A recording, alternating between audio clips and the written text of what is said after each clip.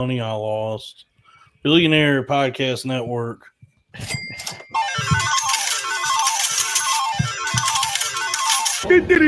Fill her up.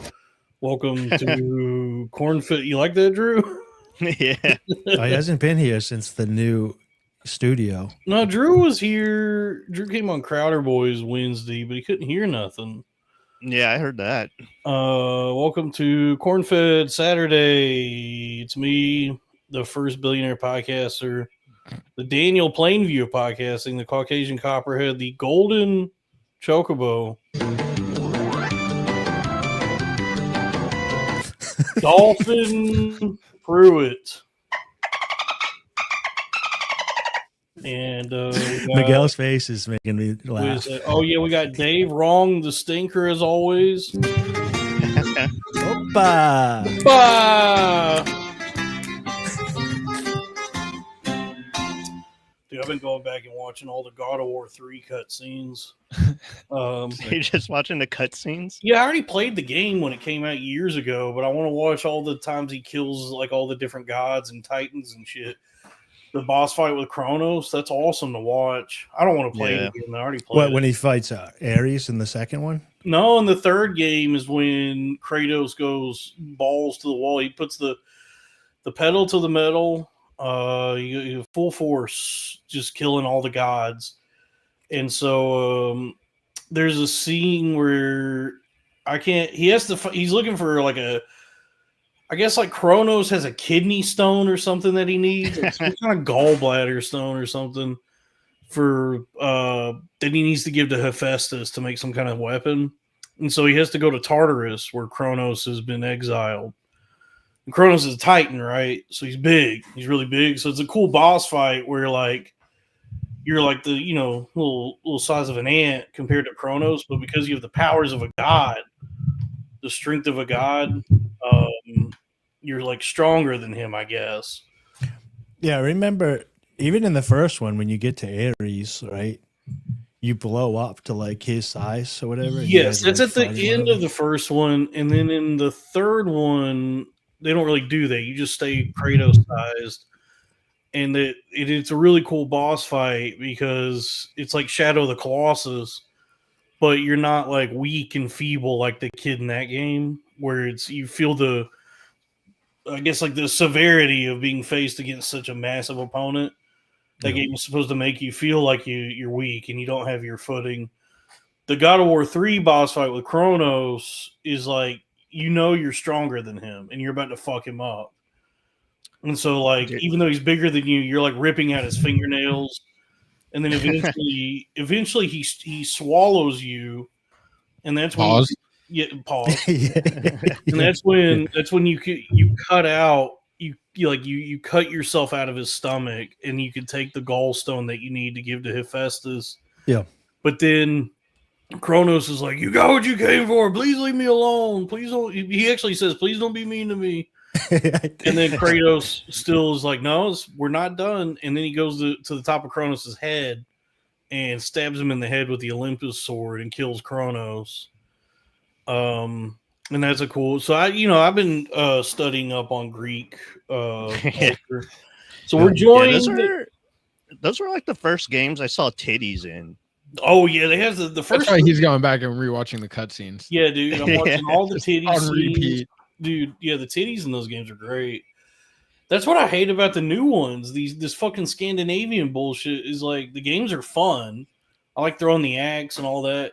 But then they like made Kratos into a softened, wizened old man who's trying to be a good dad. And it's like, now Kratos kills and he fucks.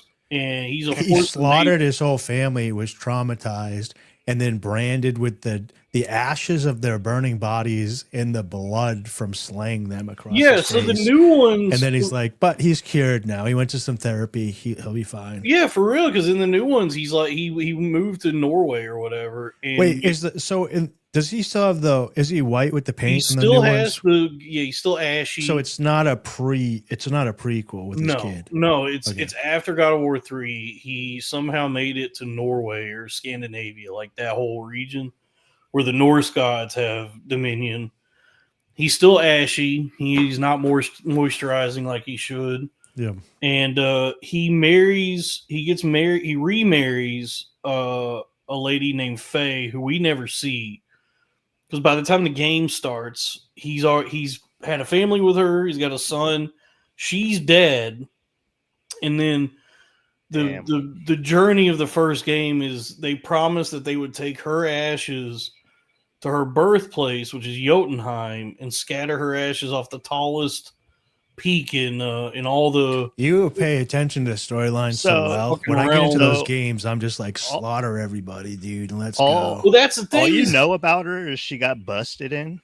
You learn more about her as the game goes on, and by the end of the game, you like learn her actual full story.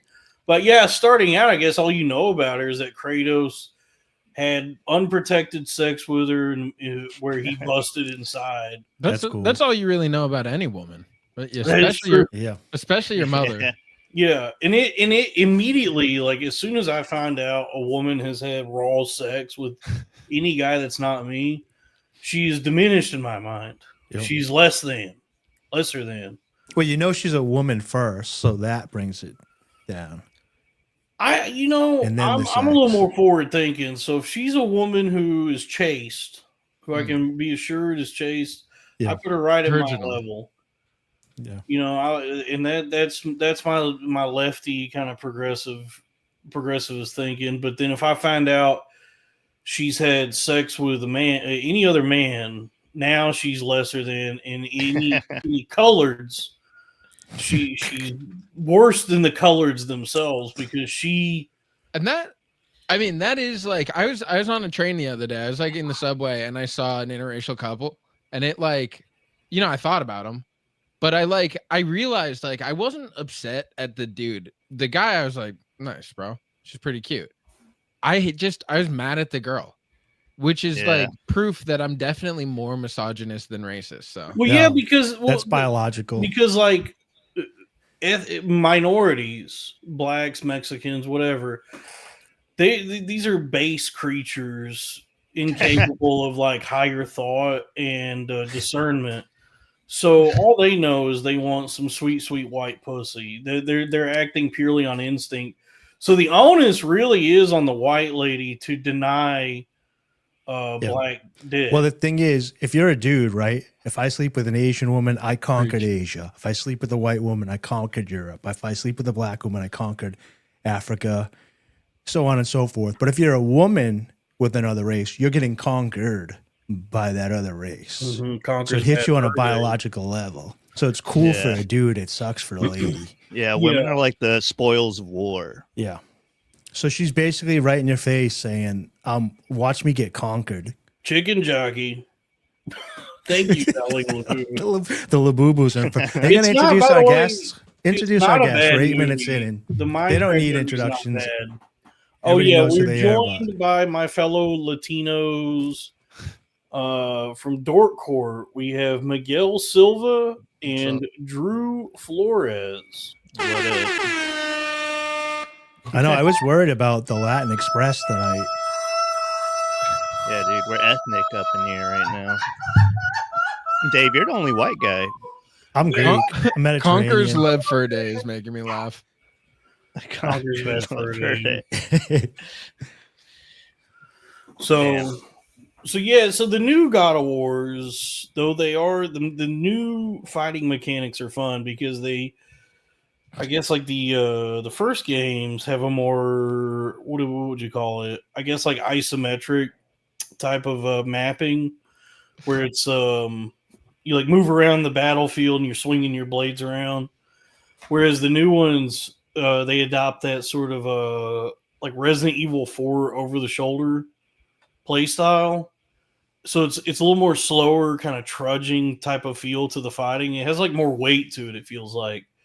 And your weapon now is an axe. Is like an axe that has the same call and response properties as like Thor's hammer, Mjolnir. Like you throw it and it comes back to you. It's a cool game for those reasons. But then all the trying to inject all this ethos and pathos into this character who is just supposed to be pure rage kind of betrays not just who Kratos is, in our hearts, but also just what made the first games like so fun, where it's like being able to unleash all of your pent up aggression and anxiety.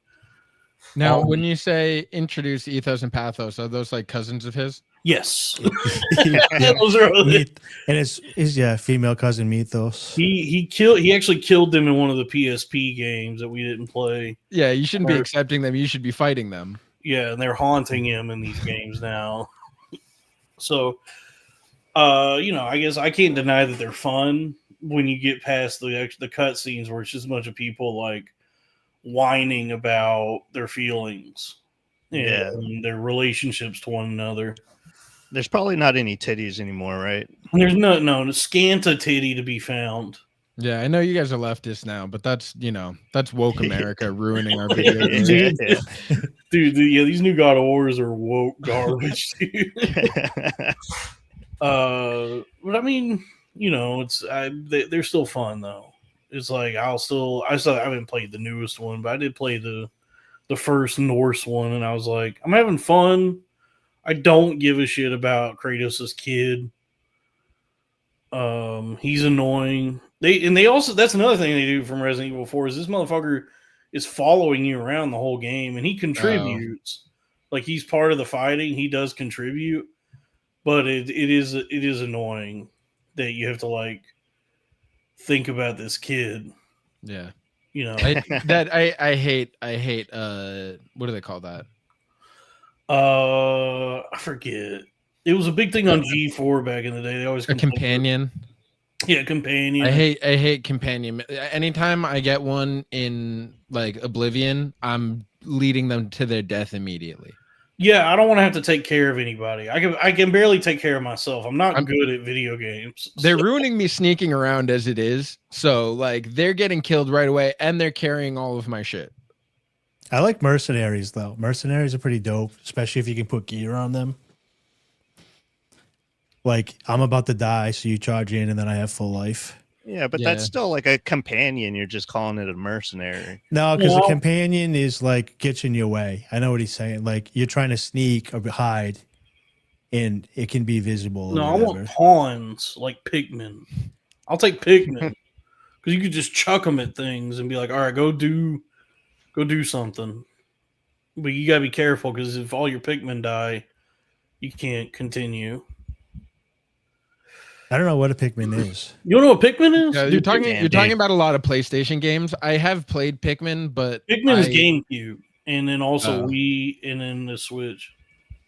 Oh, well, I took a break. I'm an Xbox. You're an Xbox absolute. You're an Xbox supremacist. Is that a tranny? Yeah. Xbox Master Race. Xbox Master Race. I think isn't Xbox going away? Aren't they like closing down their console division, Microsoft? I think they're going full PC. Like I think the new Xboxes are just going to be like woke America. They're all going PC. The war's over too, though, right? Not Israel. The war that matters. PlayStation versus Xbox has some crossover now with some games. Look, I wasn't able to get a PlayStation when I had money for one. Because it was during the pandemic when there was like some sort of supply chain disruption from Japan. So I've been Xbox just out of necessity.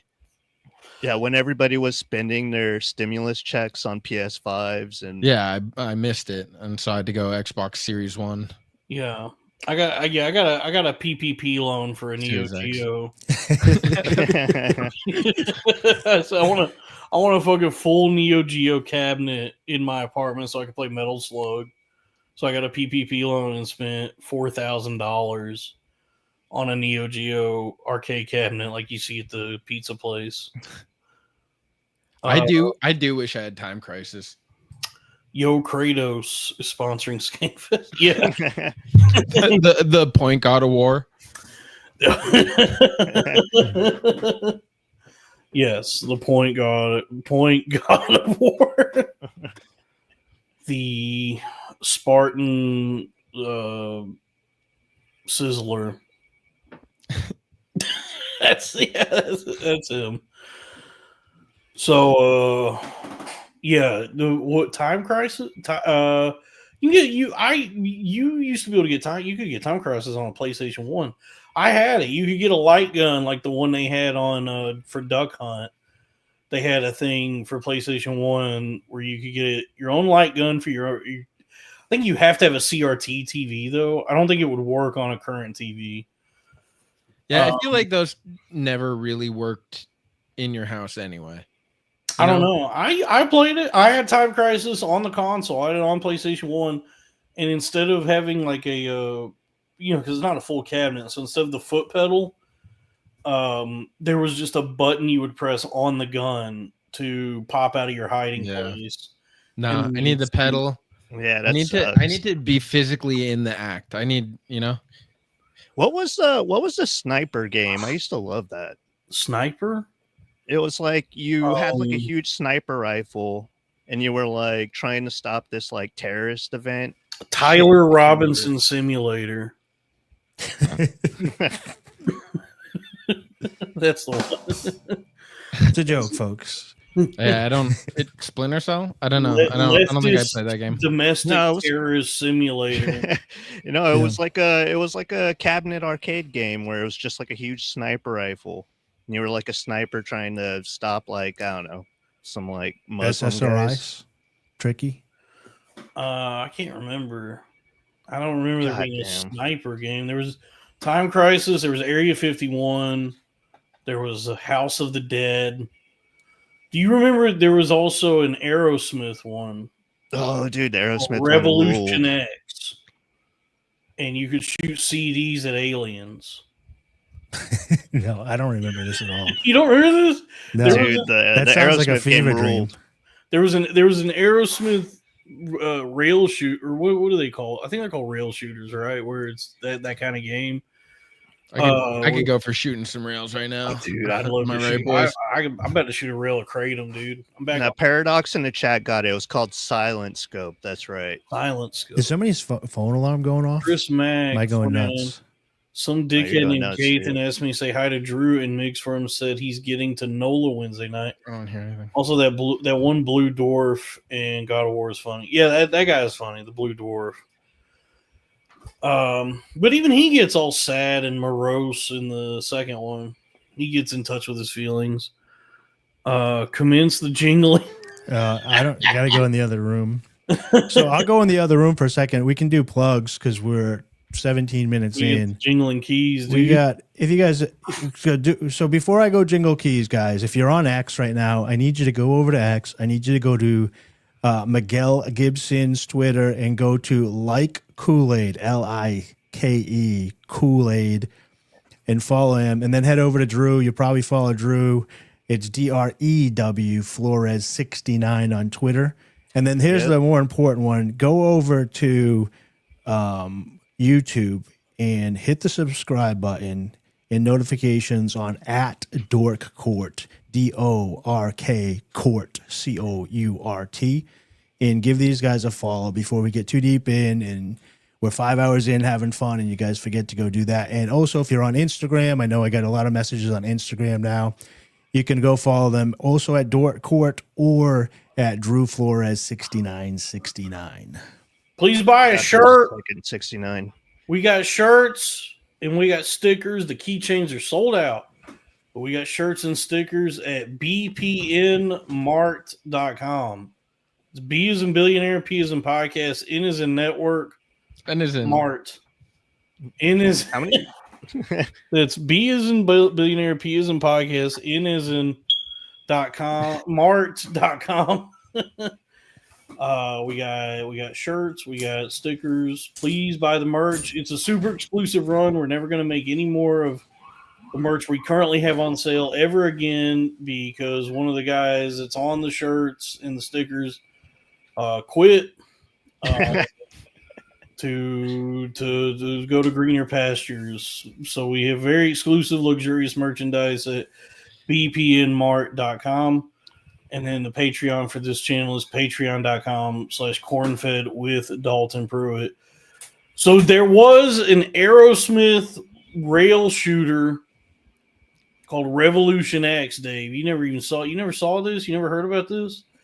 It was a game that was introduced by Aerosmith, and so I think you're like supposed to be the sound guy or a roadie or something for Aerosmith, and then they get abducted by aliens or something, or some malevolent organization kidnaps them, and so then you have to journey to save Aerosmith, to save rock and roll itself with a gun. And then also CDs. One of the power-ups you could get was a CD launcher, like the guy from Hellraiser 3. And then you could shoot CDs at aliens. It was cool as shit. That was another one that was was this the NES Revolution X? No. It was called Revolution X. It was an arcade game, and then you could get on PlayStation. That's just also Google, just like Aerosmith. what it was like game. driving around with your friends in high school in California. It's just like shooting CDs at aliens on the side of the road. Mm-hmm. That's what ICE is Just firing doing them now. out. Just pow, pow. Dude, what the hell is ICE up to? They're We need saving America. from Dude, they are not invasion. doing a very good job. These guys are fat. These guys are not capable. Because their recruiting technique has been, are you fat and poor and out of options? We will pay you more than literally anybody else on earth. Dude, it's not going well. It would be one thing, like it would be scary and authoritarian and like, we shouldn't have that going on if they were like swooping in and like nabbing these guys and getting out of there. The fact that they can't even get one. They're getting thwarted at every turn, dude. They're getting. All I'm seeing is videos of them not able to catch Mexicans, dude. Give me a shot at every turn by equally fat Mexicans and guys in like the guys in the frog costume. And this is the other thing. If Mexicans are this slippery, like we got to get these guys in the league. Yeah. ICE needs to be mostly Mexicans. You gotta fight fire with fire. Oh, I'm You know sure what I mean? every legal Mexican, like every documented like Mexican who immigrated here and became American, is already working for Border Patrol and ICE. Those are like the most racist dudes of all time. Yeah. I didn't even think about that, but if ICE gets good at their job, this show couldn't even go on. You guys would be, the three of you would be gone. That's true. I lose my co-host. Yeah. We're all Just because I'm joining the cause. We're all born here. Yeah, Miguel would just join ICE. You know how much better we'd be if I was out there catching these guys? What is it? It's like what is they Give me a paying? shot. It's like, isn't it like it's like a $50,000 signing bonus plus? I might need to. I still don't have a fucking job. I might need to go join. I saw the ad for it. And I It's said, a $50,000 signing bonus. It's I'm so about to much do money. A right-wing pivot, dude. it's so much money that like that's why that's why so many people are signing up, but they're also getting like just so many incompetent and incapable recruits because I saw the photos, dude. I could run ICE by tomorrow, dude, if that's the average person. We need to start getting like trans women in fucking ICE. yeah, because Something, you know? they're offering like I think like a $50,000 bonus, and the salary is like $100,000 a year. So it's just every dipshit in America is like, well, shit, man, I'll go grab Mexican children out of their houses. Oh, what's the bonus though? Do you have to like catch a certain amount of Mexicans Yeah, you to get the bonus? 50 scalps. You have to recruit 10 guys to ICE. It's like Herbalife. Yeah.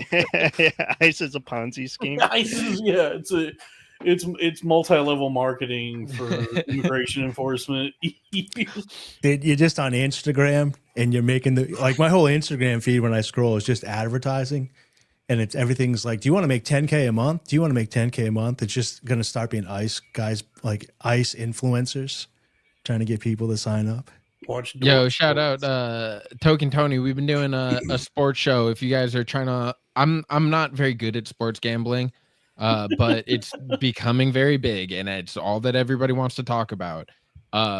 So I started a show with two of my most autistic friends to pretty much teach me how to gamble on sports. And Token Tony was on as our guest this last week. It was a lot of fun. Check it out if you are also looking at betting on the NFL. And I really respect you, Miguel, for openly admitting, like you saying, I am unemployed. I don't have a steady stream of income. I am doing sports gambling.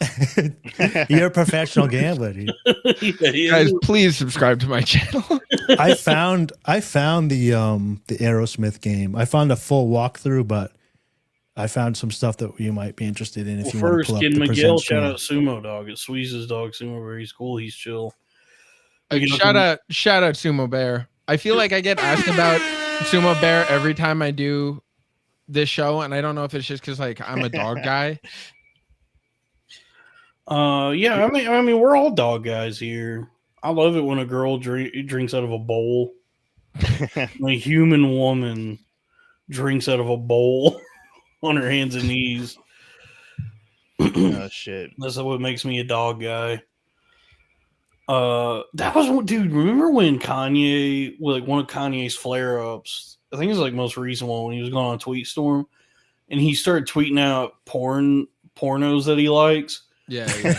One Yeah, of that was the great. one of the ones he tweeted was a scene with Francesca James and I think Manuel Ferreira, or maybe Mike Adriano, or possibly Nacho Vidal. One of these fucking You Mexicans. really know your male porno guys. Well, right? it was one of the like Hispanic ones, right? It was one of them, but it was a scene it's a scene of hers I don't really like for this reason. Not only does he know the names, he knows the scenes. I knew the scene. It actually like really grabbed me. Like it was a moment of connection with Kanye for me because I was like, oh shit, man, we've been beating off to the same big booty Latina. But this is one of the scenes because she be doing some nasty shit sometimes I don't really like. But it was a scene of her Like having sex with black guys. like having sex. That's exactly what I was But it was a scene with her and one of these big dicked fellows.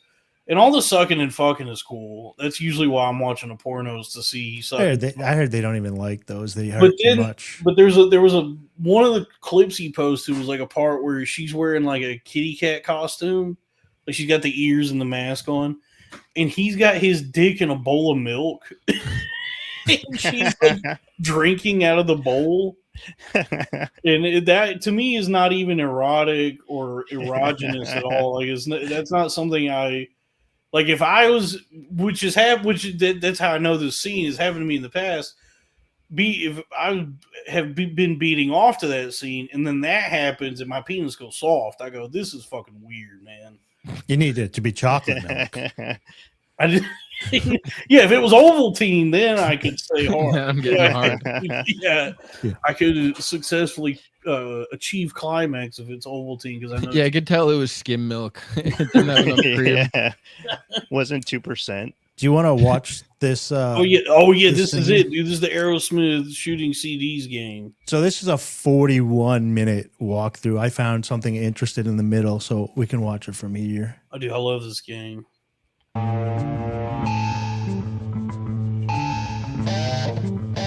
You hear that?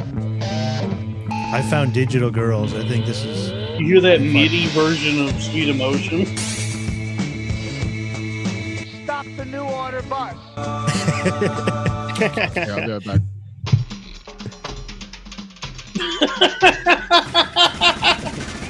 Dude, this is happening right now in Gaza. I don't even know what. Like, oh, you're the shooter, so this is first person. You're trying not to hit the ladies. The New World Order or whatever these fucking people are have kidnapped hot blondes with big fake tits Yeah. to do manual labor in Syria, I guess. and so there's a bus that's taking the kids to. I mean, this is fun. They got to make more games like this. The arcade died, man. Yeah. I need a Games Jelly died Roll with game. it. They need a Jelly Roll game like this. Are there any other rock and roll shooters? Nah, man. Except for the guy that killed Dimebag. Let's see the Wait, next Dimebag level. didn't OD? No, Dimebag Darrell was killed on stage. That's why any live musician now, that kind of started the whole like beefing up security for live shows. Because some guy was able to just run up on stage and kill Dimebag Darrell. This is how you make premium slop. Is you put the Aerosmith video game in the background for everybody to brain rot on, and then you just talk over it. Dude, this is all. Dude, I played this so much as a kid, just dumping quarters into this shit. Oh, you play this at the arcade? Yeah, it was an arcade game, and then eventually I got one that was for PlayStation, where you had the PlayStation had a light gun. There was a light gun you could get for the PlayStation 1, and you could play shit like this in Time Crisis. These Power Rangers are supposed to be aliens?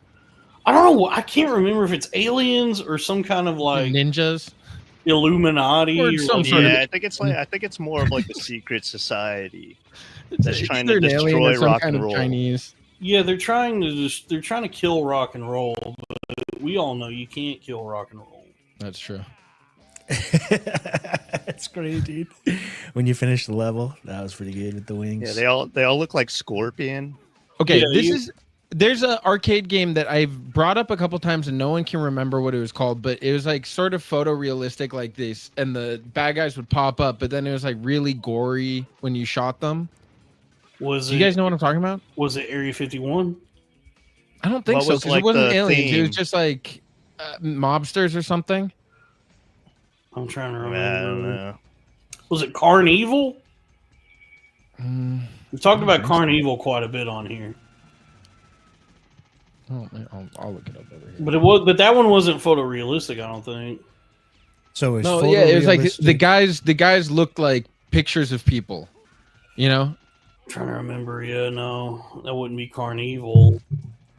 Lethal Enforcers might be it. What are they saying it was? Lethal Enforcers? Yeah, that looks right. All right, let me see if I Yes, can dude. find- Finally, thank you. Let me see if I can find legal enforcers. Thank God, dude. Give it up for your chat. I've tried to bring this up on a bunch of my streams, and no one in the chat ever knows what I'm talking about. It took this guy 2 seconds. Who's that? Michael Hall. Thank you, dude. We have a great live chat here. The Libtard live chat knows their stuff. Yeah. It's legal The enforcers. anti-racist. Oh, lethal enforcers arcade. This is okay. That's enough of that. Yeah, I think I oh, have the. By the way, one. we were dealt a devastating celebrity death today. So rest in peace to former lead singer of the Lost Prophets, Ian. Watkins. I thought you were talking about Diane Keaton. Oh, her too. That was also sad.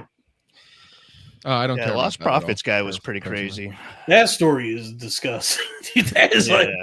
it's not even dubious or within. It's not even stuff that's like. It doesn't even make sense. Because the It's Pete Townsend story, or there's a lot of stories like that where it's like he's into some sick shit, but it's not as bad as it could be, I guess. Like you could split the hairs and be like, oh, he's an ephebophile or whatever, if you want to. I would never do that. I missed And what I will. was.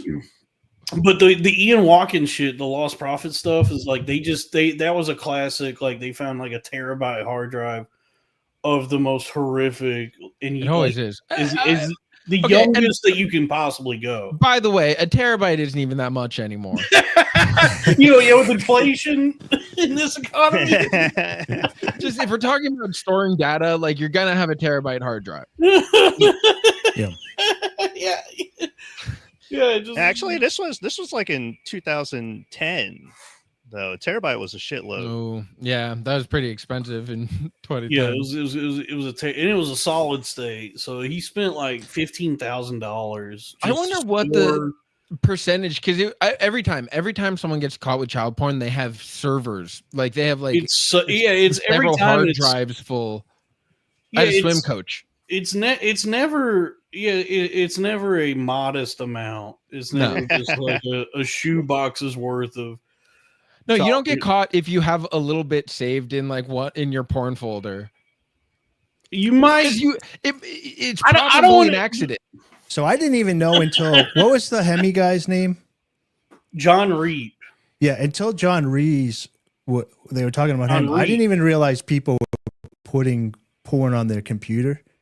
I just thought those days were over. Like, you just watched it?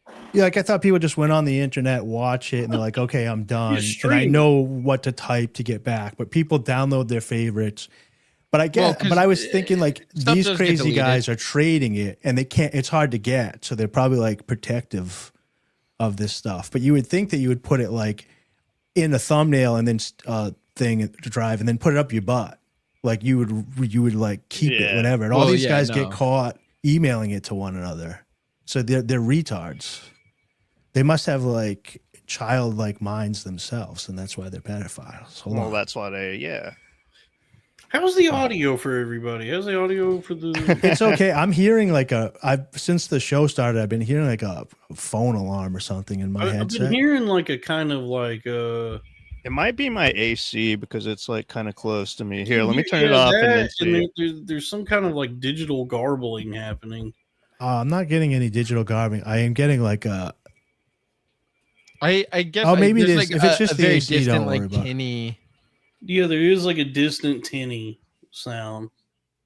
Oh, It that's was true. that. That's It was true. actually exactly that. Yeah. Okay. I was wondering what the fuck was going on. Okay, yeah. So All that right. okay. So All that, I good. mentioned that. That was it?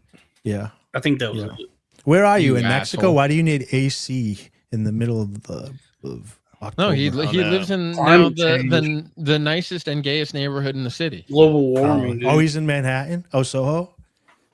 No, I'm in Hell's Kitchen. Oh, Hell's really Kitchen. is Oh, well, Hell's that's why you Kitchen. need AC because you're in Yeah. hell. How is that? How is having your roommates are gay, right? No. Are you sure? Just you? Yeah. Just me. Yeah.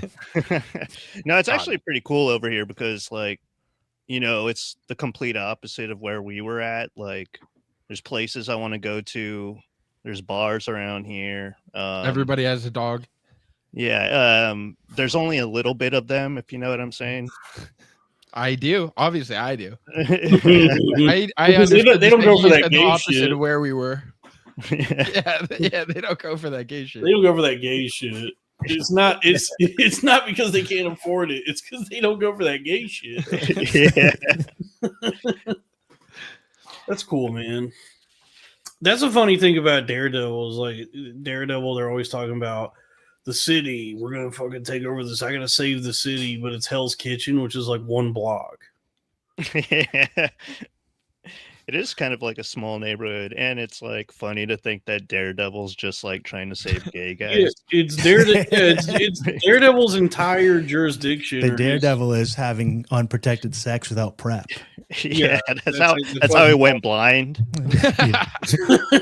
Yeah, he went blind. Masturbating too much. Raw sodomy is actually the secret origin of Daredevil. Was having he had such furious gay sex that he went blind and it heightened his other senses.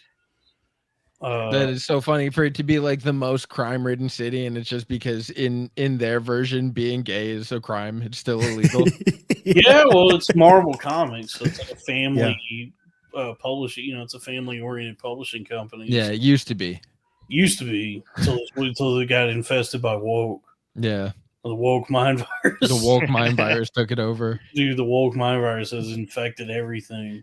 Even Joe Rogan now, dude. You see Joe Rogan on his fucking show Talking about Trump. talking about immigrants or whatever. I Which- thought for a second you might be saying that Rogan like referenced or was made aware of Ivy Wolk. You will be. At I some point. can't I mean, wait. that's not outside the realm of possibility, and it's also just going to happen. It's Her episode soon. of the Joe Rogan Experience is going to be painful to watch. Oh, so let's It bring always this be up. two dumb bitches telling each other exactly. So since we're talking about Rogan, let's bring this up, Dalton, from the comedy overhaul, that thing that I showed you. What is this? It's the it's basically comedians talking about how the mothership is. So I don't know. I mean, if you're still trying to get into the mothership, you might want to turn away. You 'Cause gotta this is- you gotta have your fucking identification papers ready to get into the mothership. Yeah. So Dude, they here scan you like ident in Minority Report.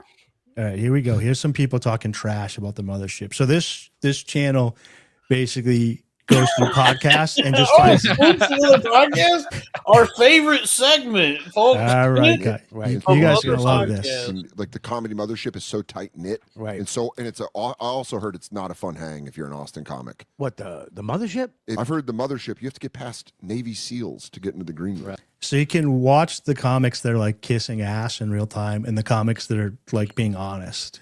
Right. I love Rogan. I love the club. I think it's perfect, and I don't know what you're talking about. I have no idea, and every time I go there, I feel joy in my heart. You fucking Only Have you ever brought someone into the green room? Yes. At the mothership? Here's the attitude. They go like this. They go, hey, what's up? Like no matter what city you say, they act like it's nothing. Like it's like, where are you from? London. oh, Mr. Duke, Really? I bring my opener to do a Tim Dillon and Friends show. He's having a rough set. I'm sitting on the balcony watching him. I'm praying. I'm going, I hope no one is watching this. Wait, pause it real I quick. feel an energy behind. When Tim Dillon says his opener, he means the young boy who opens his ass for him. Yeah. I met the other day. I met the kid that he's talking about, and he's a young boy. Is it Jared Wait, who Schwartz? is it? Is it still Jared Schwartz? Honestly, I'm very bad with names. I don't really Okay. remember his name. Jewish? Talks with a lisp? That Likes kind of anal makes sense. sex? He's short. I don't know. Maybe About he this wrote, tall, his he ass is about rotate- this wide. he rotates twinks.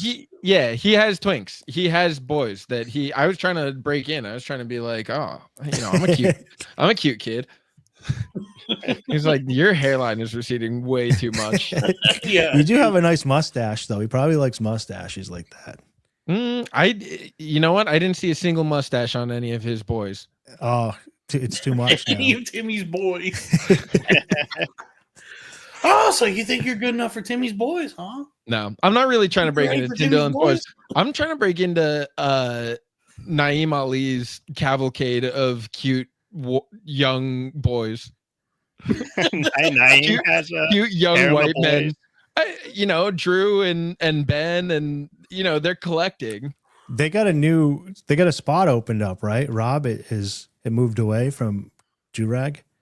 All right. I don't know what's going on there. Oh, we're not allowed. I didn't know. No, I don't know. I don't want to really speak on that. I tried to text Rob and I don't be know. like, "Yo, it's good." Are you? We like, love Rob. yeah, Everybody loves he's the Rob. man. Considering how little effort it takes anyone to actually do a podcast, like what it actually requires of anybody. Anytime someone leaves a podcast, I'm always like, all right, something bad. Like something's happened. Like I think what happens is some kind of drama is occurring. it's a lot of work up front for the hopes that something big happens. And so I think people get burnt out because your mind is like, okay, I do something and then I get a reward. I do something, I get a reward. And with podcasts, it's like you get no reward and then maybe you get a big reward like down the line. It's not that much work, man. I think. The thing is, I think Rob doesn't really live close. I think he lives in Jersey, and I think he had to commute a bunch. And he has been working on getting a job for a while, so he might just legitimately not have time. That's the other thing. Is that that also. But there's other shows. I won't name any where like somebody has left the show. Where you can probably surmise like, all right, considering like what this show is and how little effort you would need to put forth to actually do it, and how little time it's cutting into your schedule. What you're not. I can't possibly imagine that you're leaving for any other reason than, you're climbing. We could be trashing Joe Rogan right now if we watch Yeah, this video. but it's usually a decision made in the interest of like climbing some proverbial ladder or not wanting to associate with people anymore. Yeah, like when Whitney left the podcast with Dalia just because he wanted to put a pin in a couple of young ladies. Right. Yeah, stuff like that. Yeah. Because a podcast does not require like too much out of anyone involved to where it would be like, oh, this is getting to be too much work for me. This is not work. I mean, You're talking about Stav. I'm talking about stuff. I mean, that, at first that seemed like a ridiculous decision that he made. Like, why would you? But it actually has benefited him immensely. And as soon as, and I mean, Probably the best thing he could have done. everybody thought Nick was the glue there. And as soon as he left the Adam Freeland show, that went to the moon as well.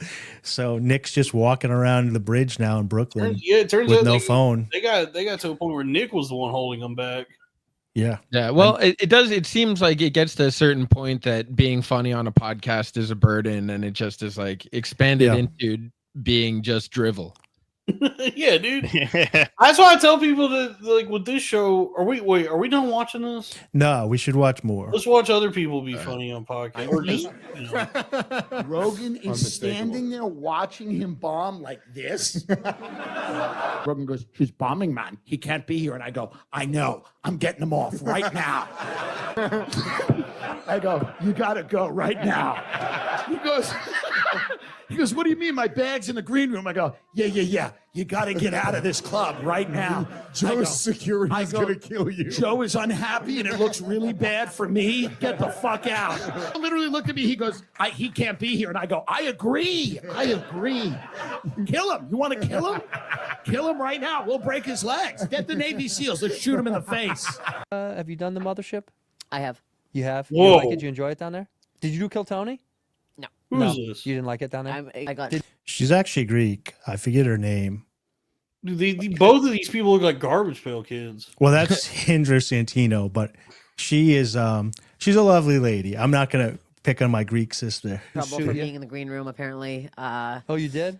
I got a security guard took me into the green room. Took you right out. And I was Lovely like, "Hello?" personality. And apparently after I wasn't invited in, so apparently Joe was mad at me. Why haven't you been on the Joe Rogan Experience? Could be related to a little green room spat that I had with Mr. Joe Rogan at his comedy club in Austin, Texas. So I did the TJ Matt Miller and Shane White. secret podcast. And don't know who unfortunately, this Matt guy was is. out of town, but the homie Lemaire Lee, shout out to my boy, was there replacing Matt for that day. So that night after the podcast, Shane had a boy. I don't think it's good to do that. You can if it's Lemaire. Lemaire is actually universally claimed as my boy in Austin. It seems illegal. Yeah. Of course, the people in Austin would Except for his father. say racist ass Austin. Lemaire is the mayor of Austin. It's so funny, like seeing the way he interacts down there. Every single person is like, I don't know. He's the man. I love Lemaire, but also so does everyone that I've met in Austin.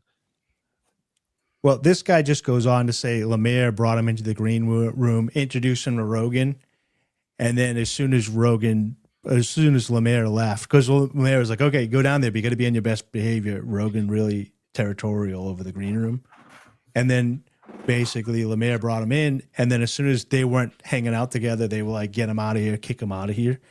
So I just thought this was interesting that there's people coming forward now just basically saying that the mothership is not run like a fun place. It's run like a military base.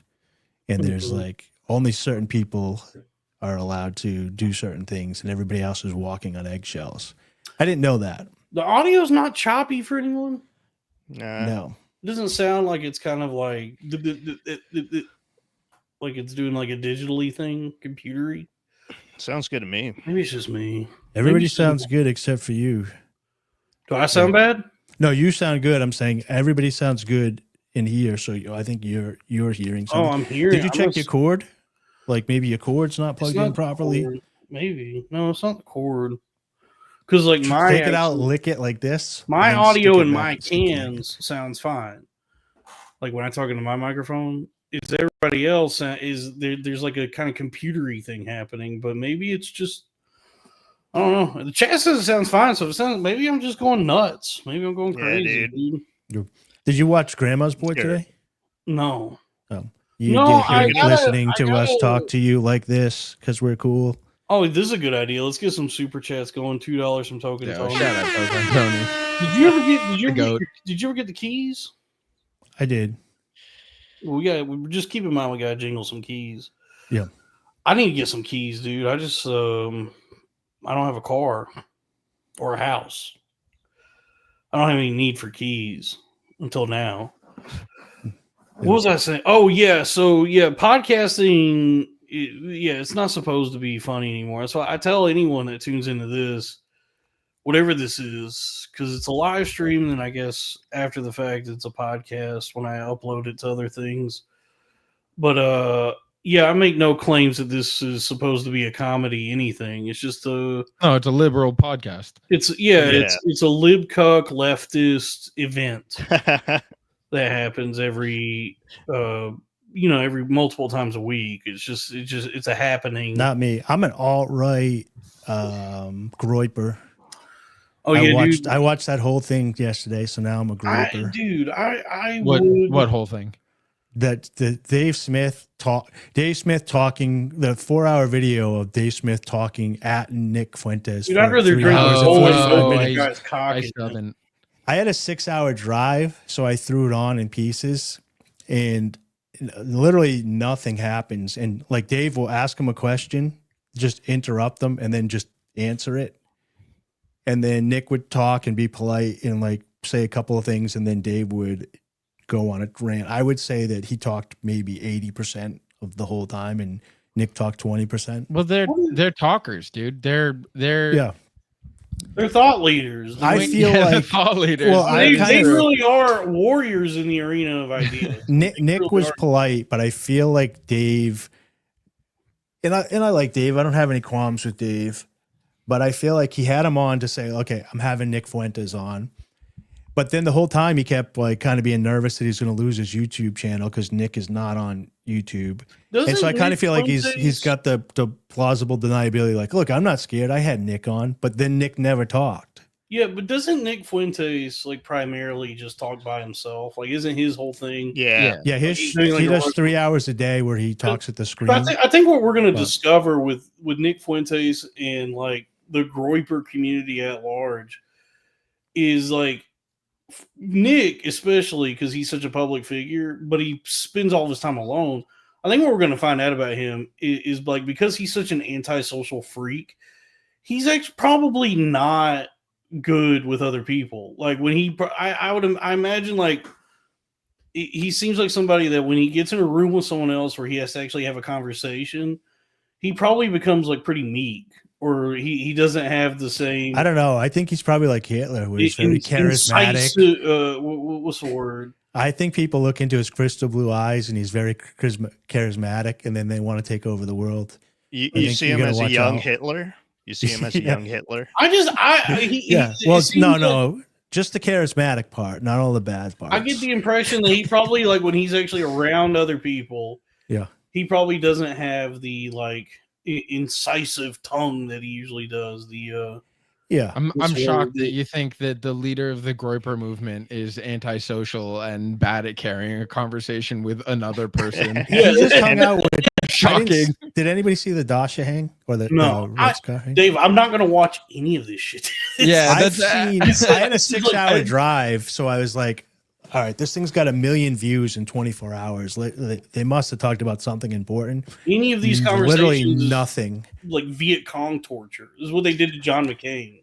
I get what you're saying, Dave, because that's exactly why I drove to the frog pull.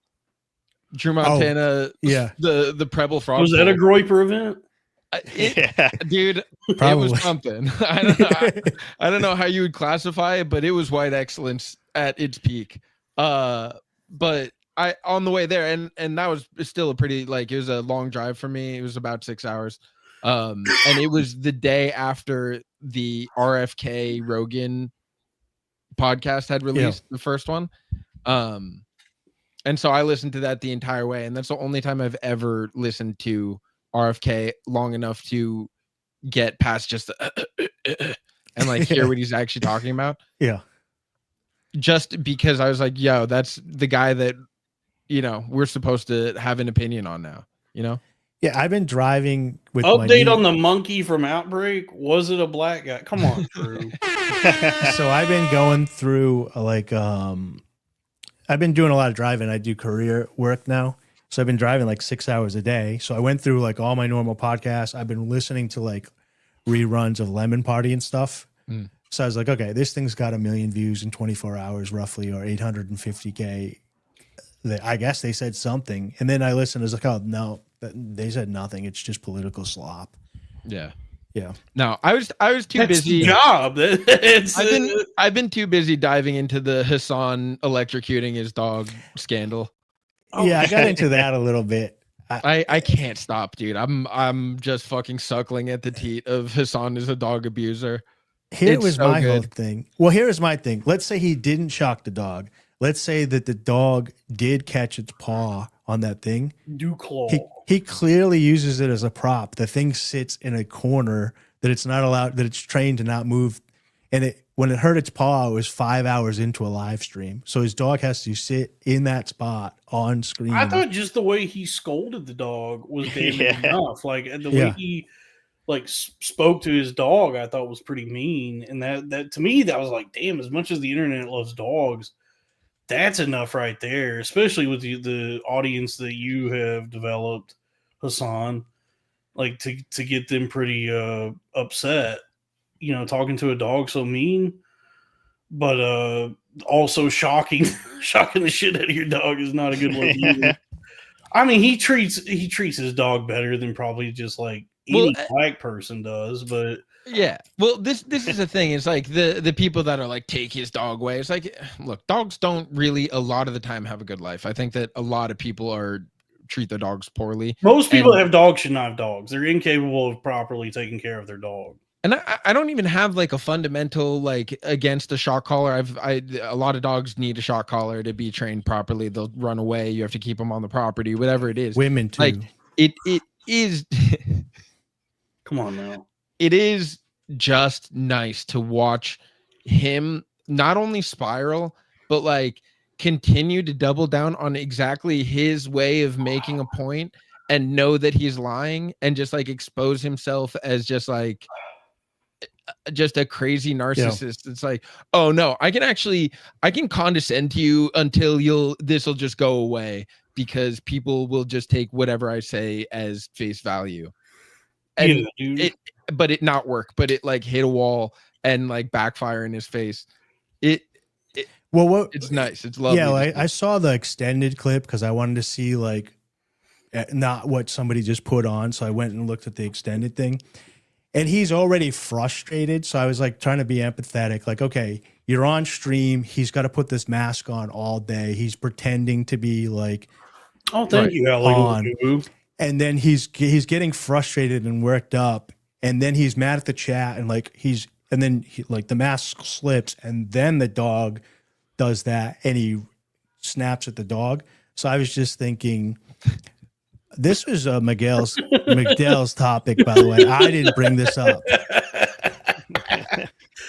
Yeah, dude. The audience is getting heated on you. And they can get heated all they want. They're retarded. Folks, if Dave, you don't hate let your Dave, mask slip. what better way? Yeah, to Dave, show your stop hitting on hatred? them with the Hassan treatment. Yeah, let me say something to the audience. If you hate Dave, what better way to show your hatred toward Dave than some super chat? Yeah, yeah. Thanks for the $5, $10.99. Thank you $2 from Howling Crack.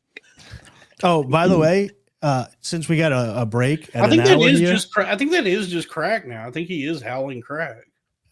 We got to pay the bills, Dalton. I'm sorry to interrupt. I got to go to our first sponsor. So this episode of Cornfed Podcast is brought to you by something revolutionary, something bold, something that's been hiding in plain sight since 1676. Cornfed coffee flavored coffee. This is just a prototype. Hell yeah. Yeah. Okay. That's right. It's just coffee, no lavender, no notes of caramel drizzle. Harvested by monks, no pumpkin spice foam made from a man called Chad, just coffee that tastes like coffee. It's the official fuel of freedom, farmers, and the folks who still wake up before noon, roasted right here in America by people who don't use the word artisanal until they're joking. Whether you drink it black with oat milk or straight out of the jar, it's coffee-flavored coffee. It's soon to be in the bpnmart.com. This is just a prototype. And we do have a creamer. Well, we're going to have a mug. Who wrote that? Did ChatGPT write that? Yeah, of course. You think I would spend any more than 5 seconds on this bit? Did ChatGPT call it corn fart? You also called it corn fart earlier. Everybody heard it. The whole chat is corn fart now. It's the name of the episode.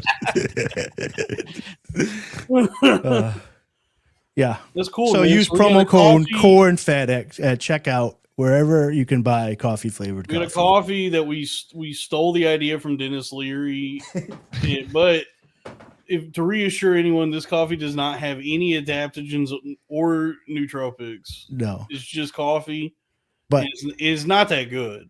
But I'm pretty Coffee sure in a mason soon jar. Lily is gonna have coffee flavored coffee mugs in the BPN mart.com store. It's a Arabica blend that is not high quality, so it's medium affordable. roast. It's a medium roast. It's affordable. It's not like good, but daddy chocolate outside. it gets the job done. It'll wake you up.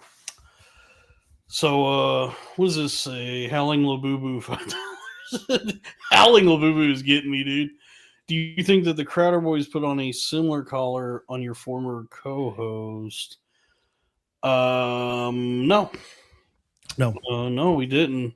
He's a groiper now. He left because he's a groiper, and he said I can't be associated with this leftist woke nonsense. Yeah, You guys are going to ruin my chances of being friends with Nick Fuentes and Sam Hyde.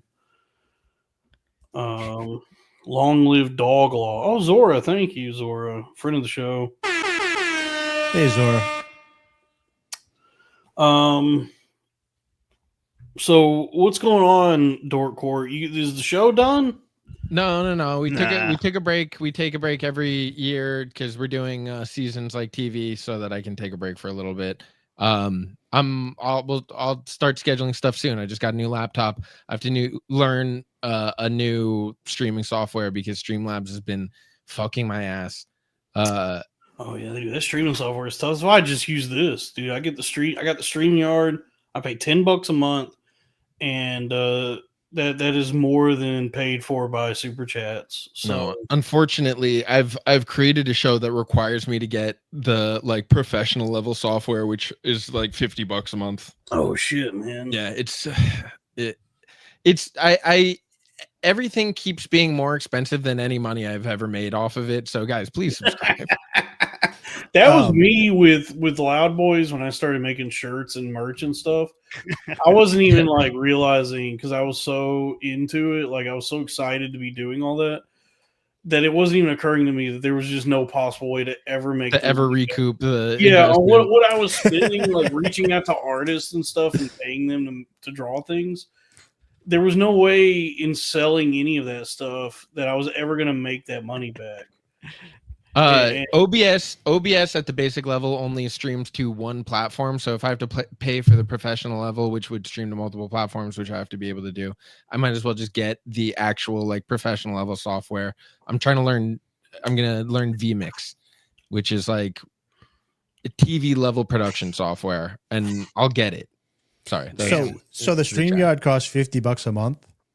StreamYard costs, I don't remember how much, but it keeps just collapsing on me, and then it there's no resetting it, and it won't tell me why. It just is freezing. So I think it's just a shitty StreamYard is really simple and user friendly. It's also not. It can't. Yeah, it's the lowest level. It's entry level software. It's all in browser. Asking so too much of it. It's great for what I want to do, especially booking people. I can just send them the link, and I'm like, if you just have a device, you could join the show. When I was looking at OBS, there was a plugin that allowed me to add BitChute and Rumble and all that stuff. But to see all the chats in one place, you'd have to also use Remio, I think it was called, or something. Yeah, it no matter what the thing that you're figuring out to solve all of it, you have to keep paying for different services. Gotcha. So I'm just gonna learn the one that's the top level, and it's gonna take me a while, but I'm gonna figure out how to make really cool shit with it. And I'm gonna just start making. I'm starting another podcast very soon. That's just a celebrity death pool. We're all gonna pick people and make trades every week and just bet on who's dying. Oh, that's cool. Yeah. We probably wouldn't have had what's his name, but someone would have had Diane Hawkins? Keaton. Yeah. Yeah, I get. Yeah, I'd say now that Diane Keaton is dead, I think Pacino would be a good pick. Well, her name is Dying. That's true. Yeah, I think Pacino or I forget who she even is. she's in The What is she Godfather.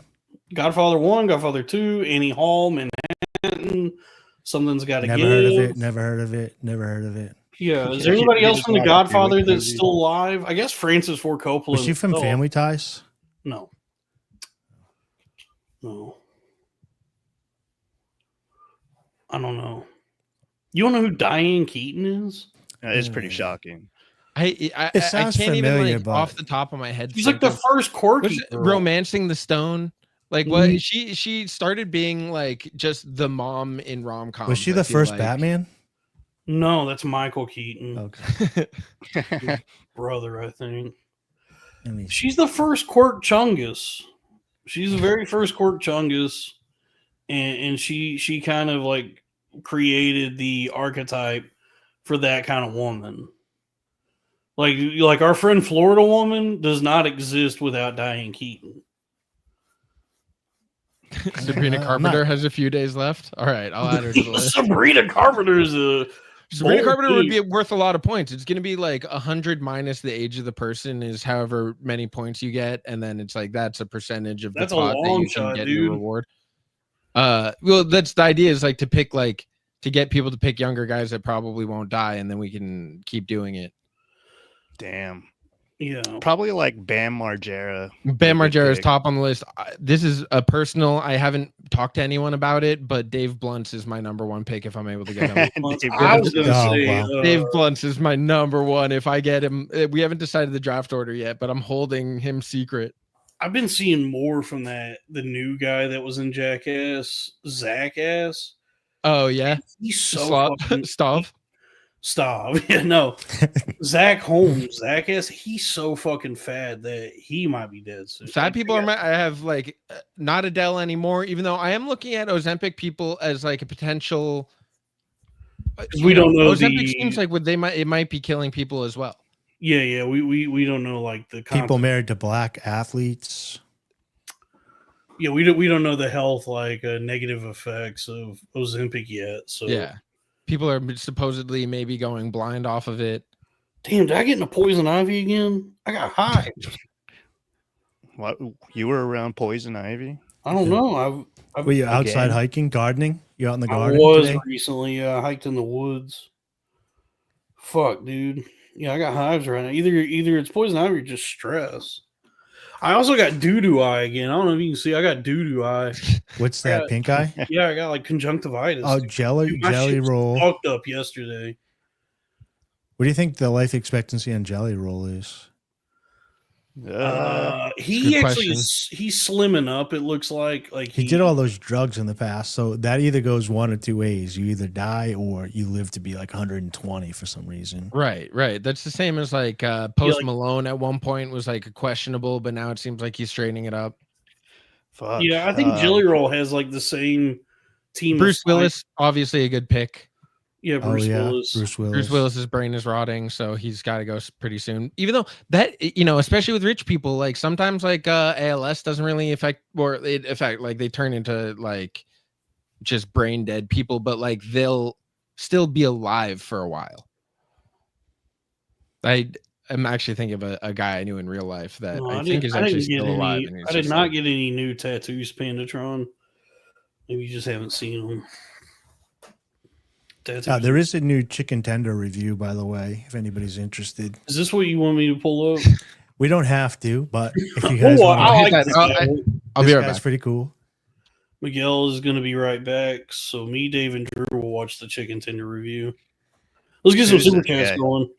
This is the Happiness Academy 2.0. His wife kind of like runs the TikTok. Oh, that's his bitch. Yeah. Oh, his yeah. beautiful. That's his beautiful wife, Drew. He's about to introduce her to you. This is not my beautiful wife. Yeah.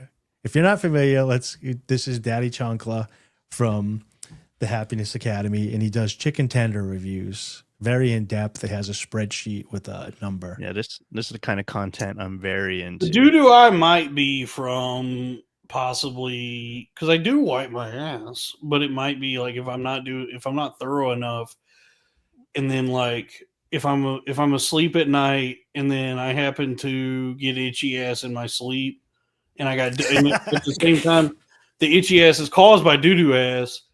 So if I'm like scratching my doo-doo ass without knowing it, and then waking up in the morning, and first thing I do when I wake up is wipe the crusties out of my eyes, I'm getting doo-doo. I'm getting the doo-doo from my doo-doo ass in my eye, and that's giving me conjunctivitis. Yeah, you're mixing. That's the only, elementary, my dear Watson. That's through deductive reasoning is that I have doo-doo ass, and I'm scratching it when I'm asleep, and it's giving me pink eye.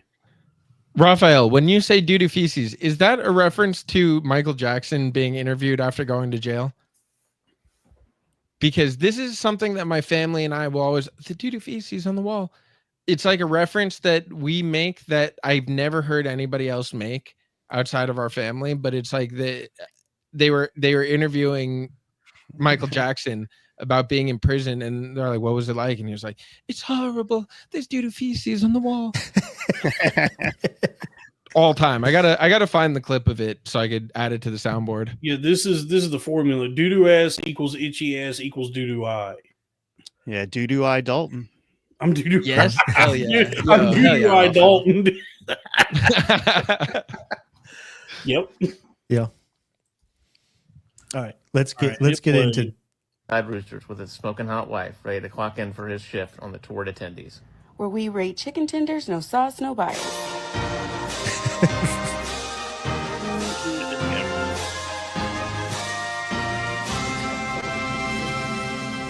I just want to say this guy rocks. We're not making fun of him. I love this guy. And I was upset last week because I pulled up pictures of Sweeze for his birthday to celebrate him. And you guys are being assholes about Sweeze. So please don't be mean to people from Cornfed. This guy is cool, man. This guy kicks ass, and I love his This reviews. is white Drew. Except he has a girlfriend. Now that's True. a chicken tender. Now that's piping hot right there. Nice and hot. This guy. We're here at Roosters. This is a local restaurant to the Ohio area, Cincinnati specifically, but there's some outside of Cincinnati in Ohio. But Natalie's been fired from this restaurant twice now. Not this particular one that we're outside of right now, but Roosters as a company twice. But that's neither here nor there.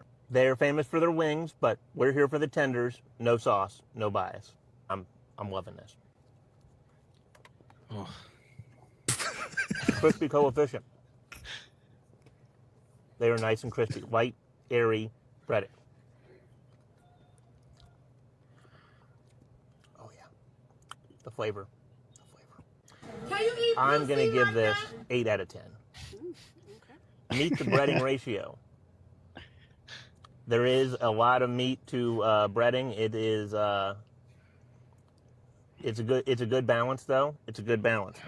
These are pretty large tenders, so just the touching it with again, every finger. With a 7 out of 10. Yeah, and the fucking schmutz all over his fucking lips. He The way knows he what like he's doing, almost though. bites the meat out of the center of it.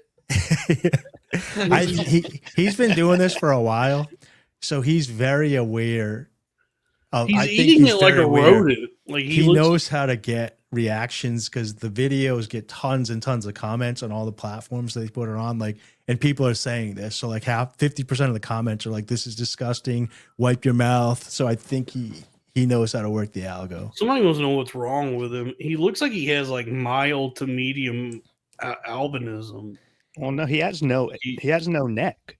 Yeah, he's a no-necked albino. He's a TikToker that makes chicken tender videos, guys. Speaking of no necks, speaking of Nick Fuentes, I feel like every time I see this kid, his head is receding further into his shoulders. Yeah, that jacket that he had on the other day did have him like that. It looked like he was wearing like his older brother's. Yeah, because he's storing so much hatred and racism and knowledge, statistics in his brain that it's pushing down on his spine. It's too much to carry. He's just going to become like the kid from Rubber Johnny from He's the carrying FX the twin. fate of the white race on his shoulders, and it's. I can't believe you guys are It's- going after your Latin brother this hard. Nick Fuentes. Yeah, Nick Fuentes. I have that same the blue Kanye hoodie that he was wearing when he was being boys with Kanye. Well, hold on. I need to clarify something because I've received some further elucidation on my lineage. What is what? I guess Kevin Brennan is also streaming right now, and for no reason said, "I have nothing to talk about with Dalron Pruitt." But you can call me Dalron now if you want. Sound like Lord of the Rings character. We're in the Dabbleverse. Ever since he stream sniped I think us, I must have done. We've been on his mind. I think I did something in the past to upset Kevin, and when he gets upset, he just carries it with him forever, like a woman. That's good. And that is a pretty apt description of Kevin Brennan. yeah, and so I don't know what I did, but he does not. Dalron Hubbard. Yeah, we don't. We never communicated really, but he would have me on a show. But now, I guess he does not want to speak to me anymore, which is like I don't think. Do you think it's because you're liberal? I think it's because I'm a liberal. It's because of your liberal turn. People keep turning their backs on me because I'm such a lib cuck. So I'm such a libtard. Kevin, if you're listening to this, I'm a groiper. I'll come on your show. I have no quarrel with Kevin Brennan. Like I have no issues with him. I like Kevin. I think he's my favorite Brennan. He's the funniest Brennan for sure. Not the most successful, but definitely the funniest. Yeah. I love the idea that #1 Josh Denny fan is simulcasting Kevin Brennan and this. Dude, he's got this on like NFL Red Zone, dude. He's got like 5 different, yeah. And he's just Minority Report moving one. Yeah. Show me Lemon Party. Show me fucking Kevin Brennan. Porn of fat black women. Oh, that's the best. Yeah, he's got one of those chairs, like it's underneath him too, and it's like he can swivel his chair around. Like yeah. He's got like a $10,000 setup to watch his favorite podcast. He's got curved display. Yeah, OLED. He's got transparent OLEDs. Yeah, I am just picturing like a Tom Cruise movie where they're like going over everything, but he's just got all his podcasts out. Yeah, Howling like Labubu $1. in. I mean, the he's Tom got the Cruise gloves. movie. It's one movie. It's called Minority Report, directed by Steven Spielberg, and it's not that good. Also, it's pretty good. Think. It's pretty good, and it is pretty indicative of the way that we're moving with AI. It's actually it's prescient, and that's because of Philip K. Dick. And it is because of Philip K. Dick. Yeah, The movie itself I watched recently. It's so because he's trying to translate. I guess it's not Spielberg's fault. He's trying to transpose a Philip K. Dick story to a big budget blockbuster. The movie is an incoherent mess. It's like I just was not. I don't think it's that good of a movie. It's a spectacle. Like it's fun to watch, but then like as I'm watching the movie, I realize like I don't know what the fuck is happening. Minority? Are we talking about Minority Report? Yeah, it was like and they albino didn't even girls. catch a single one of them. No, when it came out, They it was, didn't catch any of the. yeah. They caught all white people. What the hell? When it first issued came Minority out- Report again, and these fucking fat idiots that are going out to Chicago can't seem to dude. It's Benny Hill every day in Chicago, just bam, bam, bam, bam, bam, bam, bam, bam, bam, bam. Skullfog said, "Wake me up when it's Philip K. Puss." Dude, please, yeah, True. that's one of Philip. That's the vision I'm trying to see from Philip. Is Two Philip androids beat off electric sheep. Show me the 1099s. Actually, I don't have to show the 1099s. Show me the 1099s. Until once I become very successful, because isn't it one of the good Trump things that happened? If I'm not mistaken, isn't it that now you have to make minimum $20,000 to trigger a 1099-K? Really? I don't know. I don't know. I know that they had to do something with the recategorization of tips because of the workarounds. Yeah, I think it's that if you make under Guys, 20,000, this is financial advice. Make I sure you think between super chats, Patreon subscriptions, Venmos, Cash Apps, any of that, I don't know if it's per platform or what, but if you make under $20,000, you don't have to file a 1099-K for it. You get taxed on Cash App? You're supposed to. That's pretty Yeah, crazy. I thought that they did that on like a per payment over like a certain amount of time. Like you couldn't spend more than you couldn't receive more than $300 over like a month I don't or know. something I like think that. Cash App and Venmo are like tricky to even police that way. So I don't think anybody's filing. Well, I think it's like any deposit into your bank account over $600, I think is what it is, triggers something that gets sent to the IRS. Like a and that was a taxable Biden event. thing. Yeah. Yeah, but I haven't I followed. read somewhere that anything you're doing that normally would be a 1099-K, like YouTube or Patreon or whatever, I think the threshold now is like $20,000 in a year, in a fiscal year, is a taxable event. Otherwise, you don't have to file it. Here's the thing. Wait, here's my trick, guys. If you want some financial advice from me, lose enough money on the stock market every year or in crypto if you feel like that you make money on your tax return every single time. Mm-hmm. That's good. That's it. I need to remember that so I remember to actually file for that kind of shit. Lose $5,000 at least. I think that that's actually the maximum, but it does carry over. This is actually something that I found out recently. If you lose a bunch of money in 1 year, you can use that for tax deductions for future years. It rolls over after whatever the maximum. Okay, so where do I get that? So if I go into like my Robinhood app, how do I find out? How do I They get send you a document. Yeah, how do I find out how much money I've lost? I don't even know, dude. You can use Coinly. It's only like $400. Coinly's for crypto. So Yeah. Yes. No, Robinhood does give you some sort of. I just do like automatic connection to TurboTax. I don't know. My whole life is being. So if I do by the Coinly government. and I punch in a wallet address, it'll find all the. How's that? Yeah, you can do that for free. If you I'll go to figure it out. That's if you why. go to Okay. Coinly or By the way, D-Bank, that's the only reason that the IRS created the crypto laws the way that they did, because by taxing every single transaction, they're actually losing more money than if you tracked it the same way that you do stocks, because people will just move it from one account to the other when it's up, and like it will look like gains or like massive losses, and they're not even necessarily selling it. So it's actually like it's creating bigger tax refunds than otherwise would exist, just so that you will create a record for them so that they can watch the way that people move around crypto, so that they can start to identify when people are doing it in weird ways. So it's all they're essentially letting you get a rebate on your crypto trading just so that they can learn how it's moving around. Right. Yeah. Damn, dude, I need to actually submit my crypto shit. I lost so much money. You know, well, yeah, if you're gonna get a tax return on it, then yeah, go ahead. Dude, I lost a sickening amount of money yesterday. we just have to get like really rich and then just pay a Jewish guy to fix all this. Yeah, that's the plan, dude. That was what was happening for me, dude. I was like accumulating so many gains. I finally figured out crypto, and I was like, oh, the number's finally going up.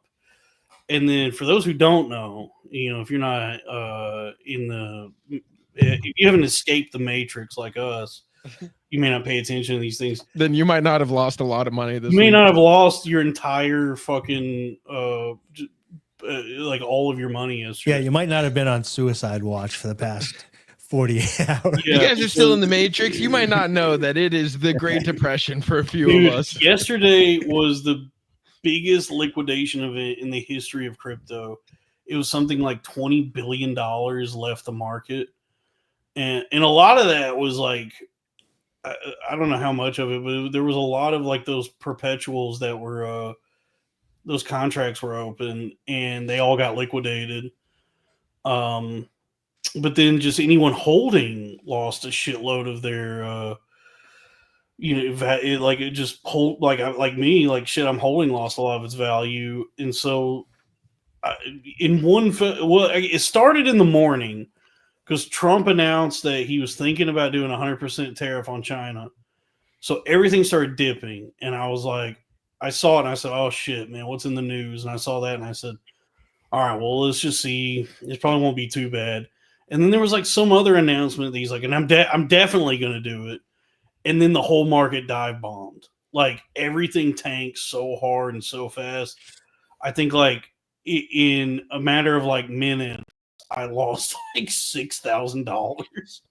I don't get how tariffs affect crypto. It's not just the tariffs. There's probably like so many other factors that go into it. The tariff announcement is just like an inflection point that triggers whatever this event is.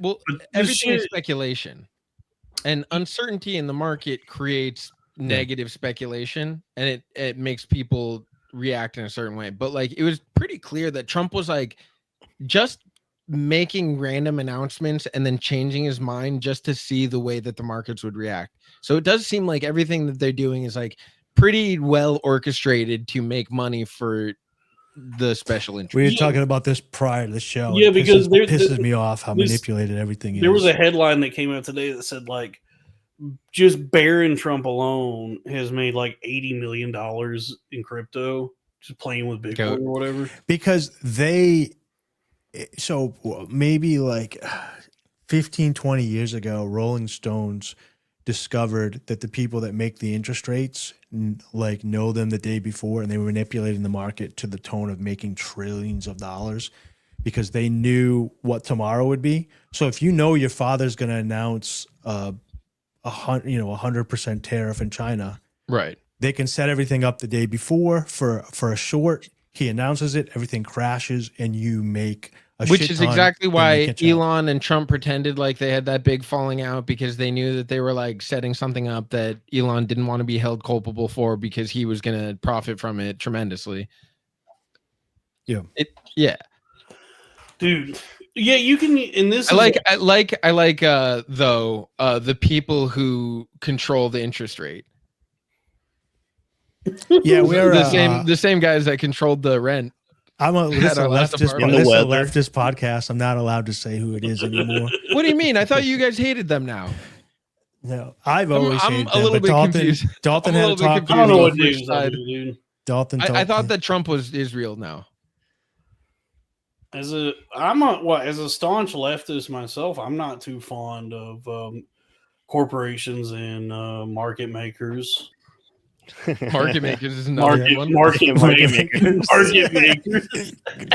Did you guys see that? So I've been watching all those Sora videos, and they've had like you know what, Kingdom Hearts, and they had like all the Olympic stuff. So it's like women doing dishes, women like vacuuming, and all this stuff like at the Sora AI videos. But I saw one today, and it was Jewish people clipping coins for like Olympic. I don't want that. That's weird. It's a true I'm a historian, Dalton, first and foremost. Okay, so there's a 2,000-year-old book called The Bible. Maybe you've heard about it, and it has stories of the money changers clipping coins in it. I was talking to like one of my. That was another Philippians 3:19. Lucas Danner asked for. I gotta make sure I get the right translation. Where is it? Where's the king? Here we go. Wait, you did a King James? Whose end is destruction, whose God is their belly, and whose glory is in their shame, who mind earthly things. Amen. Amen. Amen. It's true. Jesus Christ is my nigga. Don't. Okay. So, hi, Mom. Pretty good. Yeah, this is something I've been wondering about because, like, you could tell shit's happening through other evidence. Croyd makes a good point that gold is the only asset that's going up. I have been noticing. No, that. dude, have you tried investing in Pokemon cards because they are fucking skyrocketing right now? I got kicked off. People are starting to rotate. You got kicked off Pokemon cards? I was a wholesaler for years. Oh, off eBay. No, like I could buy them from like a registered like wholesaler or whatever from Japan would go to this, and then I would get it and I would put them on Amazon. But over the past, like, I would say year, they only give it to They're cutting down. Yeah, like even if you were on the list forever, they're only giving it to like Costco, Walmart, all these big names, and the smaller guys have getting taken off the list. Well, yeah, because even in the stores, like Walmart employees and GameStop employees are like stealing from the stores. Yeah. To get the cards. Pokemon cards are blowing. Yeah, they're having a resurgence. I pulled a Bulbasaur that went up 100% in a month. Yeah, people are. You're seeing. You could tell that because in times of like economic uncertainty or possible economic downturn, people start to rotate into hard assets, which is what's been happening. So people rotate into gold, silver, Pokemon cards. Yeah. And so that those sort of like less volatile hard assets like that, fungible assets, can portend. Dude, I cannot. I spent so long trying to, like, during the last wave, like back in 2021. I spent every minute for pretty much the entire year trying to learn crypto and like really trying to get to the most like full understanding of the way the technology worked and why like valuation affected like different like types of assets, like whether they were fool's errand. Dude, I still could not tell you what the word fungible means. I've looked it up 100 times. I don't understand what it means. Oh, that's right, because 2021, 2022 was the NFT. That was NFTs. Yeah. Which are still like a practical technology that is going to become incorporated into like IP. Everybody will be using attribution. NFTs, even if they don't know in the Call future. Them like, that. But I still don't understand the word fungible. I still can't figure out what it means. People use NFTs now, kind of. They don't even know it. Like, when is the last time you actually got a hard like movie ticket? It's just on your phone in your wallet. Every time I go to the box office, it'll be the same thing. They print it out and hand it to me. And they go, right. Oh, and the whole idea of the metaverse is really just making the internet conform to blockchain rather than being like the server-based technology that we have now. Like, we will drift towards blockchain as the basis of our digital record keeping because it's the best form of attribution that can share between different like layers, and it'll track like what you eat and where you go in your car, and it'll all be stored like tied to your like social security number. I had which is what the digital ID last night. Pets to you. Spicy. He said, "What number you want on the spicy?" And I said 4. And he said, "You sure? Because when you eat it 4, it comes out 4." Well, this is how you got pink eye. You got an itchy ass after your spicy food. You scratched your butt and then your eye. He was right though. When you eat 4, it comes out 4, man. Because I took a hard dump today. That was an arduous dump. I had a Thai food the other night that had a very, very similar experience. Yeah, extraordinarily, like the world's toughest enema. Dude, the Thai people don't fuck around with the spice. Like their spicy is like. No wonder those guys are so skinny. I don't even ask for it anymore. I don't ask for the pain anymore. I become an adult. I just say, just a little spicy, please. I want it. I don't want it bland, but just a little spicy. Don't go crazy. And that's being an adult. I was always the guy. I used to be the guy that like thought they were going to make me an honorary Thai person. Like if I was like, hey, I don't know, like whatever's on the menu. I know that's for honkies. I want it the way you guys eat it. Like I thought they were going to be like, oh, you're actually cool. But then they would just make me a plate of food that hurt. Yeah, they punish you. I love spicy food, and I make spicy food every day. But I like spices and flavor and stuff. But like level 4 Thai, you can't even enjoy it. Like your eyes are just like on fire. Which one you're getting? This is an argument I have with my girlfriend every time we order Thai food. So I don't like too much heat. I love spices, but too much heat just will ruin it for me. Yeah, if it's more painful than it is flavorful, it's not. At that point, like I've done that before, and I'm just like, well, I've paid for it, so I have to eat this now. Yeah, But that's the thing. fucking I hurt. paid for this 25 cents worth of noodles. I paid $13 and I'm finishing them. Yeah, so like for the appetizers, because for starters, I got a pot of tom kha, the coconut soup, and I got a lob salad, the minced beef with the cabbage. And so with that, I got spicy level 3, and that was all great. But then that spicy level 4 pad CU, that was the combo breaker. That was the one that really finished. Well, and that's the thing. You have to balance it out. And if you're gonna get a coconut soup, you get that to be your like palate cleanser. Yeah. It's supposed to be good for your immune system too. It kills the bad bacteria and stuff. What, spiciness? Yeah, I'm sick all the time. I don't know, man. Cleans out supposedly the bad bacteria. Intestines, and then you don't eat as much. No, it makes you helps shit with everything out. Yeah, it makes you shit. Catala or something. Catala bacteria. It's good for that. That's the good. No, you just drink a Yakult dude. I saw on thank you, Kenny, $4.99 Kenny C strings up. So hot sauce ferment fish peppers. They never heard them. Not bad though. Mariska Hargitay. Mariska Hargitay to you, Kenny. True. I was watching recently, like a few months ago, I binge watched all Boardwalk Empire, and there's a scene. Is Miguel going to piss again? Yeah, he pisses a lot, man. Dude, he be pissing. He's the okay. piss Sorry, king. then I hate to interrupt the show, but I gotta do another ad read, Dalton, so we can keep the lights on. So from the fine folks that brought you flavored coffee, because something completely unnecessary but weirdly patriotic, whether it's you roast it, mash it, or forget it in the crisper drawer until Thanksgiving. Squash, the official sponsor of Cornfed, I like that. never judges you. It's humble, it's hearty, it's shaped like a bowling pin, it tastes like fall, and you can put butter on it, you can put salt and pepper on it, you can put olive oil. Use promo code Cornfed at checkout at your local grocery when you buy squash.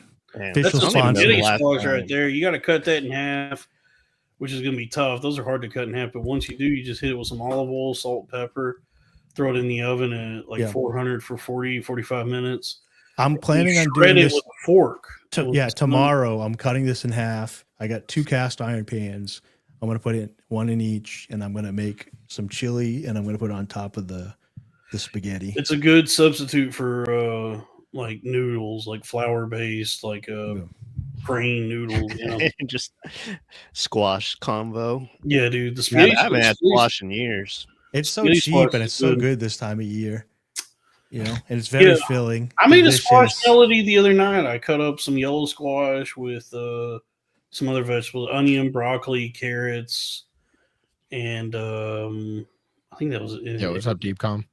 Yeah, and I just stirred them all together with olive oil, garlic, and lemon juice, and I also zested a lemon, a little salt and pepper. Oh, so lemon. Maybe I'll try some lemon on it. I usually just do the salt, pepper, and then the olive oil. Yeah, lemon's good on lemon. Really, will give it some zip. Any vegetables you're eating are good to cook with lemon. A little lemon zest too. Yeah, it definitely brings out the flavor and stuff. I just never thought of putting it on straight squash like that. It's good. Yeah. I make a sort of a sauce where I do lemon juice and olive oil, and I cut up some garlic and stir it in with it, and then I'll pour that on everything, and then I cook everything with that. Yeah, that's pretty good. I be cooking more. I cooked burgers today. I got some 80-20 chuck, and hell yeah. I did bacon. I cooked the bacon first, hit the skillet with some bacon grease, cooked the burgers with onions, salt, pepper, and then when they were getting ready to be done, I scooped some onions on top of the burgers, melted a slice of American cheese on each, and then in a separate skillet, hit that with some more bacon grease, fried some eggs. Tried to do over medium, fucked that up. They came out over hard, but it was pause. Yeah, and then it's always over medium for me. Eggs or something else. You know, squash. Oh, squash. Well, this is the squash talk. Welcome to Squash Talk. Yeah, well, I do. That's how I usually. Let's go around the circle. Dead. What's everybody's favorite type of squash? Drew? I don't know, man. I'm sorry to put you on the spot. A summer squash, is that a thing? It sounds like something I've heard of before. Summer squash is good. I like a summer squash. I've been squashing spiders and crickets. Squashing bugs. I mean, honestly, that spaghetti squash is pretty good. Yeah, I like spaghetti a spaghetti squash, butternut, even just a plain yellow. It just is a pumpkin a squash? A butternut, a butternut soup. A pumpkin butternut squash. Butternut's really good. Yeah, it's a classic squash. A butt in her nut. No, not in her butt. Nothing too fancy here, just a classic squash. Yeah, classic. I think a pumpkin is considered a squash, or it's definitely a gourd. Yeah. For the record, guys, I was intervening because my dogs were competing for a toy. I had to separate them and get them different toys. You didn't want to have a Hassan moment on screen where you're beating. I'm technically in charge of 3 dogs right now, and 2 of them will fight. Yep. You were drying out the sleeve of your fleshlight when I grabbed it off the counter. Guys, you're gonna stretch out the fleshlight sleeve. I should honestly just start peeing down here. If you guys see me slumped down, I'm pissing into a bag. It's good. No, it's we do. Look, you guys told me we're gonna be doing 4 hours, so I'm gonna have to. We pee. might, I have one of those the wind's chilly. Pissers. Yeah. And so I drive for a living again now, and I was on the highway today. I just had to drive 3 hours up to basically the Canadian border. And there's places to stop, but it's like they're not all along the way because sometimes you got like 20 minutes in between exits. And so I've gotten good now at just driving one-handed, unzip, flop inside, and you're like up like this at an angle. You guys are not fat. Taking a piss while I drive. That is such a not fat guy move because that's not possible not at all if you're fat. Like there's no way if you're over, like if you have a gut that you can like flop your penis out and comfortably piss in a ball. Like, I'm not. Let's just say I'm not comfortable. You're getting the acceleration with your left foot. Yes, exactly. Dude, you got to be super careful. I piss in the car, dude. Trust me, I know. When you're fat as shit, pissing is a bathroom only activity, and even then, you're still just spraying piss everywhere, just all over the fucking. And by the way, people will not recognize if you have dry piss on you sometimes. This is true though. The Wendy's chili is pretty good. It ain't bad. Yeah, Wendy's chili. It's pretty sick. Was it you that showed me that they're bringing back that huge tub of chili? They got the family size back. Yeah, so Wendy's chili was always like when I was growing up, like a family affair. It was you would get a big ass tub of Wendy's chili, and then for whatever reason they got rid of it for a while, and they only had the one size. Because there are body parts found in the chili. Maybe, yeah, maybe. Dude, this is insane. This is like a 9/11 level scandal in my house. So they I think for a while they just had like regular size and large, but not the family size. But I think now they brought back the big ass tub of chili. Dude, and the Wendy's chili do be good. It's pretty good. Let me pull this. Especially with that shitty, like extra shitty shredded cheese they have. Yeah. Oh yeah. Melts into it and some crackers. Get some crackers in there. I got a video of this thing. This is not a car food. I'm already upset. I don't think you're allowed to call them this thing. Dude, that thing's enormous. It's making me uncomfortable how big it is. I hate. I know the Tindy's guy is cool, I guess, but I fucking hate that's enormous videos of people. What is it like a requirement apparently that you Wendy's got buckets. have to review food in cars? Why is it? Oh yeah, why is it in the car? They don't have homes. Their mother's at their home. Their baby mamas throwing stuff around. I need a TikTok or a YouTube short of you just chugging the bucket of chili and just spilling down your beard. Dude, this is so this makes me so uncomfortable. This makes me so fucking dude. This is designed to make you mad, Dave. I'm telling you, this is your calling. Just it spilling down your beard while you chug a bucket of chili. Have you seen the ones where it's like a guy like covered in peanut butter or something? Oh, And then it's like on the that roof of the motherfucker. ceiling of his car and stuff. I fucking hate that dude. It makes you so angry. I know what you're saying because I've seen the baby. I don't know. When I eat like pancakes with syrup, it gets all in the beard or whatever, and it's annoying.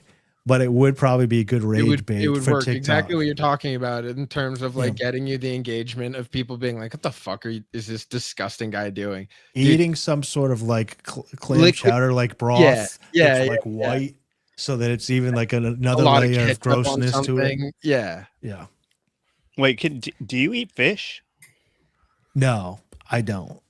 But I was just trying to. I was not going to be that annoying vegan that's like, well, I can't make that video because whatever. I'm just gonna. I'm gonna yes and. Is there any fast food you eat? Oh yeah, Croyd said veggie chili, of course. I eat I had Chipotle today and I got sick. Chipotle. So I don't eat it much. And then I get the black bean crunch wrap from Taco Bell every now and again. Chipotle I got today, but it made me sick.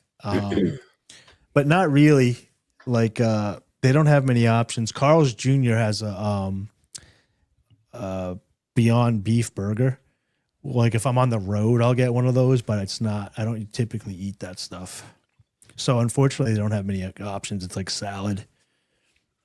Damn. Yeah. You can add ground beef. I do a lot of cooking. I'm pretty It good already cook. has ground beef in it, doesn't it? Yeah, I mean it's just hamburger beef in the chili. And by the way, I want to clear something up because I just said that I cooked burgers today, and everyone that pays attention to the show probably has heard me talk about how I'm eating better and trying to lose weight, and that might sound. I just heard you're a great eater. It might sound counterproductive, but it's all about portions. So all what I've eaten today is my vegan meal, some kind of fucking protein with other things in it. It's like a meal replacement. It's called Plant Head Real Meal Vanilla. Plant Head. Plant Head. It's like getting your dick sucked by. Is it a pea protein shake? It's pea protein and other sprouts and shit. It tastes like vanilla dirt. And so I had that with some oat milk and I actually mixed it with coffee. It came out pretty good. So I had that, and that was like what filled me up for most of the day. And then I cooked me. I had one burger with onions and American cheese, half a piece of bacon, fried egg, and some tater tots, and a side salad. So you just buy tater tots from the thing and throw them in the air fryer? Either the air fryer or the oven. Yeah. Yeah. I just get the potatoes right in the air fryer. That's like changed my life, is being able to make like fries from raw potato right to.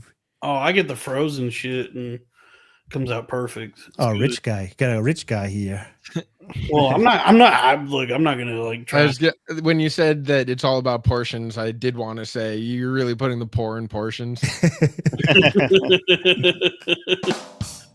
Well, folks, I guess I need to. I guess I could cut out the bun and get a little lettuce wrap going. Yeah. I do think like just cooking for yourself. Okay, hold on. Runaway Slav is getting a timeout. I don't care for his protestations and rude comments. Sorry to interrupt. Slav, I love you. Sorry that this isn't the chat. Slav's a cunt. No, he gets banned. He's a rude cunt. I want to take this opportunity to just talk to the chat here.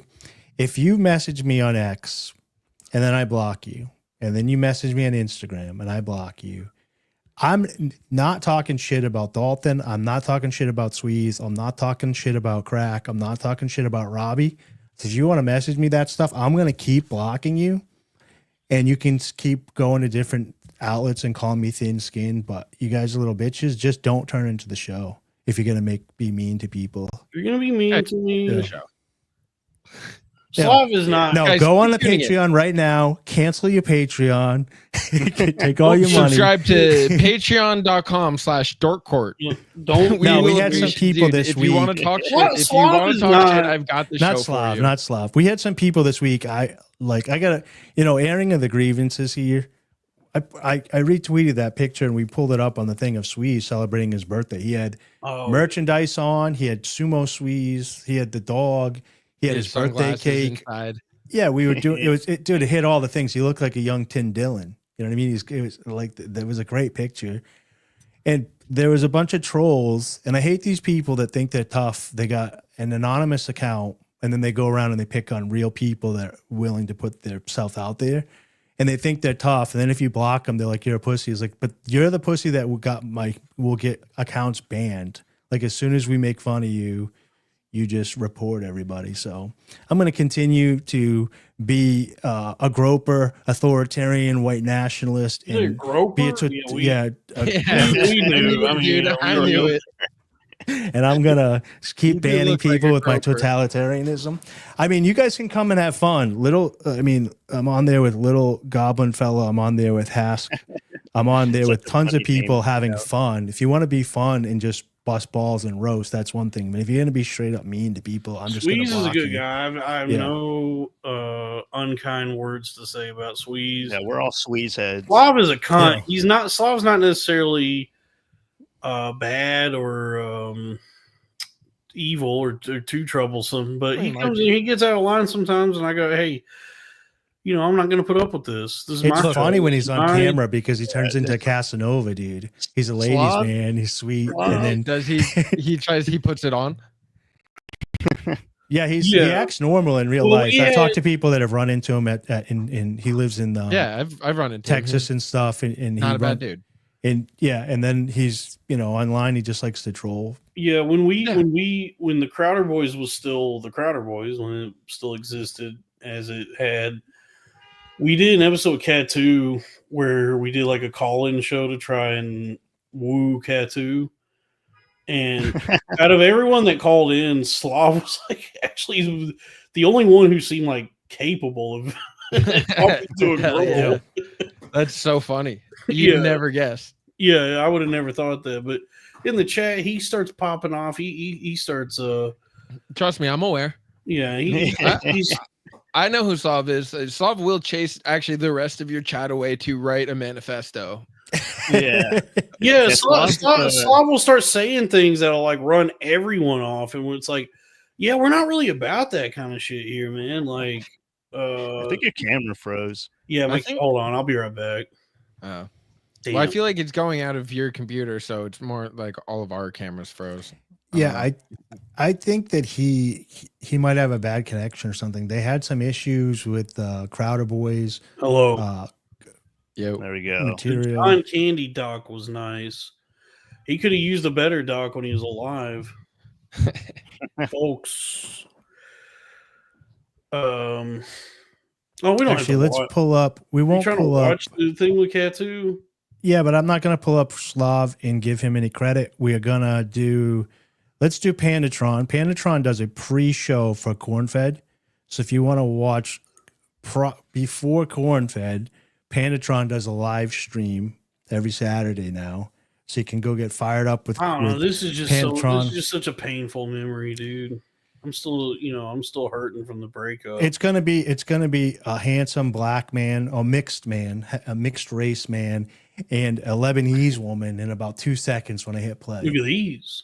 Yeah. All right. I guess we'll do another segment So of go watching another podcast. This is within the Billionaire Podcast Network universe. So go over to the Crowder Boys right now and subscribe so you can see content like this. Shit. Well, we've met before. What's up, Cat 2? Yeah, hello. Sorry, I didn't know it was a dating show tonight. It is. I'm yeah. sorry. Yeah, I left the rest of my ribs and my other pair of slacks. You know what I'm saying? I like That's curly okay. haired girls with I know you glasses. can't I'm gonna sense say that. this, but I am wearing Tom Ford ombre leather. It's very expensive cologne. It smells very good. You should give it a sample sometime. Okay. Mhm. Awesome.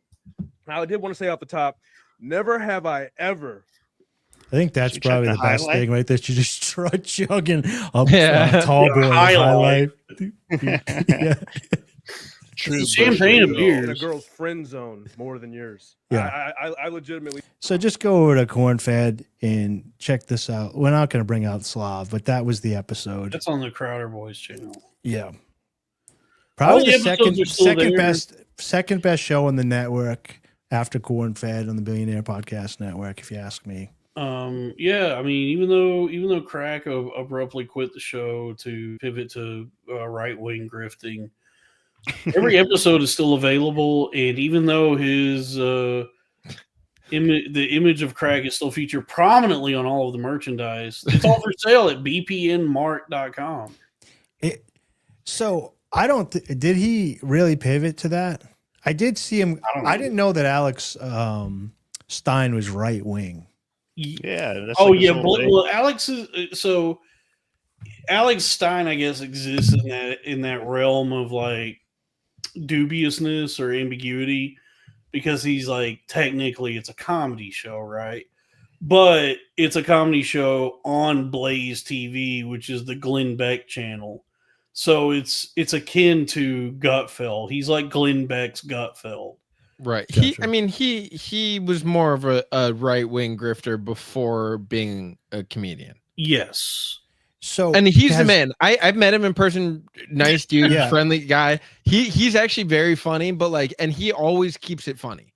Like, Yeah, he does, I met him in Vegas. He was cool. but he is a right wing guy. Like, Yeah, I didn't know heard. that. yeah. So Glenn Beck is libertarian, but has he switched to Republican? No, Glenn Beck is not libertarian. Glenn Beck has Back in always the day, been a he Republican. was. He's been Dude, a Republican libertarian is blowhard. really just Big L libertarian. Glenn I'm an Beck, my actual entire libertarian. life, Glenn Yeah, Beck aren't has we been all? a Republican blowhard. He just is not allowed to be on cable news anymore or whatever. Who? Oh, Glenn Beck. So he started, how many years ago, he started his own internet thing called Blaze TV. Yeah. But Glenn Beck is not, he's a bog standard, like Rush Limbaugh guy. Like he's just like a Limbaugh type. And so everyone, you know, Glenn Beck was the original. Oh fuck!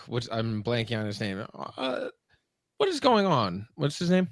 Bill Maher. Tucker Carlson. Tucker Carlson. Yeah, he was Tucker Carlson before Tucker Carlson. Yes. Yeah. So he's like, the Steven Crowder to Tucker Carlson's Charlie Kirk. Yeah. So he's like wow. So he's like a conservative then, more than Yeah. a Republican. Yeah. Whatever any of these words mean, he's a right wing talking guy. He talks. And Right. he has a custom microphone that has a letter G on it. Looks pretty cool. Actually. Well, I just remember back in the day. He would that, cry. He had a big board that he would like write. He's stuff on and he would cry. he's obviously a serious alcoholic, considering how red he is all the time, like physically red. Yeah. In It's the Red Party. Yeah. Was he's he, red. was he the dude that was addicted Staple to trope. oxy? No, that was Rush Limbaugh was Limbaugh. addicted to oxys. No. But so growing up, I remember like my parents would watch Fox News. Grew up in a Fox News household, and they would have Bill O'Reilly, and then Glenn Beck would come on, and Bill O'Reilly like, let me tell you why you're wrong because you're too libertarian or whatever, and they would butt heads on air. So I thought that he was like, maybe like he liked guns, but he was like, let's decentralize drugs or something, And so No, Fox was Glenn like, this Beck guy's is- a crazy lunatic. I think Glenn Beck's always just been like a right wing Because it's guy. called Blaze. That's true. Well, yeah. So Alex Stein found success right wing grifting because he always wanted. Alex Stein always wanted to be a comedian. He would come to open mics in Dallas. Yeah, I saw him fight Mike Harrington in Vegas. Yeah, and then he got successful through doing his like right wing shit, and so now the Hyenas clubs that he used to do open mics at, now he headlines as a right wing guy or whatever. I just thought he was like a modern day like TikTok like shorts guy that was doing like a Steve Colbert but for 2020. Kind of, but But it's if Colbert was actually Well, when Colbert was doing a spoof of a conservative before he came out as it's being obnoxiously liberal. But it's if the spoof was sincere and not a spoof, right? Because Alex Stein couches everything in comedy, I guess, but he actually who knows how much anyone actually believes anything they say, especially in media. But Alex Stein is registered Republican, explicitly right wing, like a right wing figure. Yeah. But he's like the comic relief for the Glenn Beck channel. After all the seriousness that goes on over there on Blaze TV, you tune in to Alex prime time.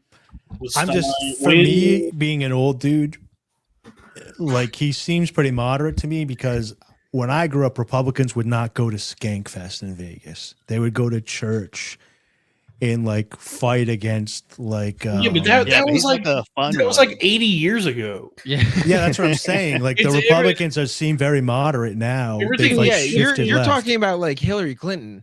Yeah, dude. The things but that's have what I'm changed saying. So much.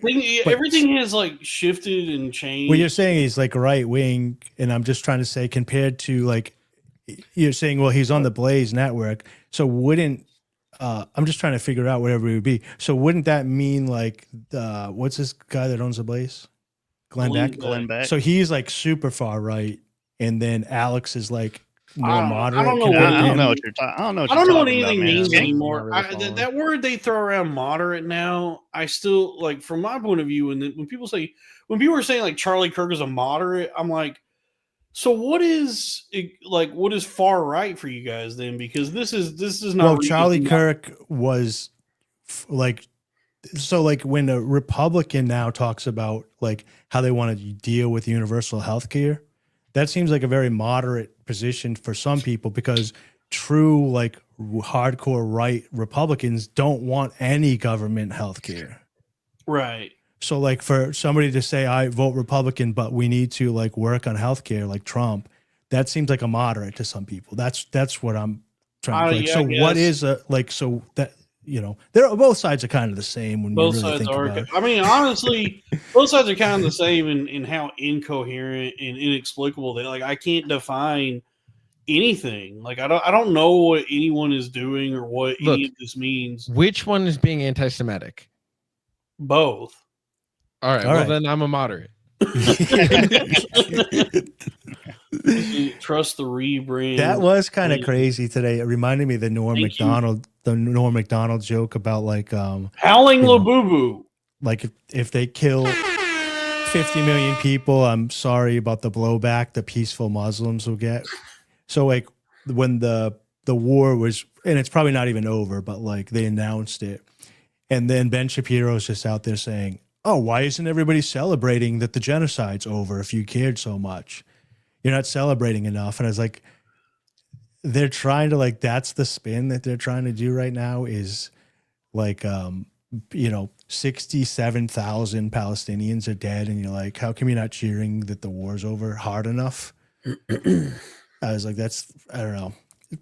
I think this is actually a fair measurement. This makes sense. Conservative moderacy refers to how far you'll deport minorities. So moderate conservative says Mexico, far right South Sudan. What about putting them back in Israel? What side is that? And weren't they sending them to somewhere in Africa? Yes. So I wasn't paying attention. That one guy that they were claiming was MS-13. That guy was that the tattoo guy from 4 months ago? They're sending him to some country that no one's ever one of these Wait, are you telling me that the government is inefficient and inept at the jobs that it does? Well, I think it was that he there was something about cruel the invocation of cruel and unusual or something. You can't send him to the CCOT in El Salvador. And so they found some way that's we can send him to this fucking country in Africa.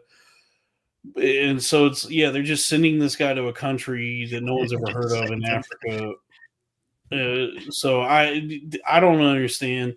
First off, MS-13, they I never even heard of the first 12. That's a good point.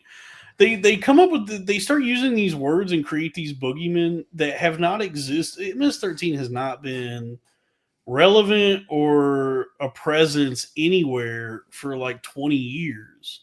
Is MS-13? You hear that, MS-13? MS-13 That is in Dalton Long Island. Pruitt. In Long Island, supposedly MS-13 has been a big problem for a while. I've been hearing about MS-13.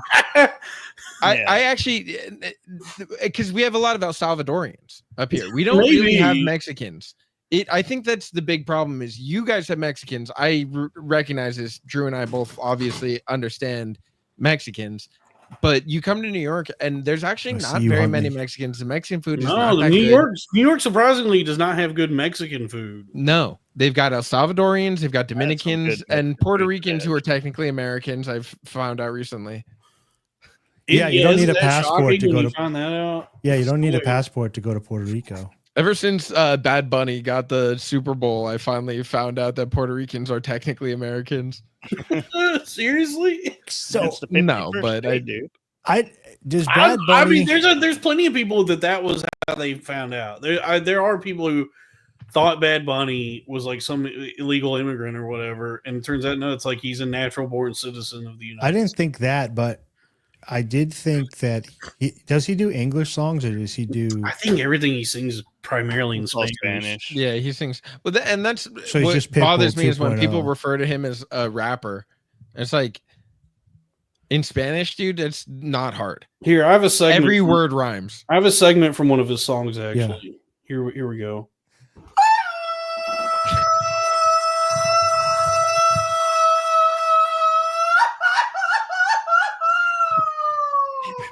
¡Viva México, cabrones!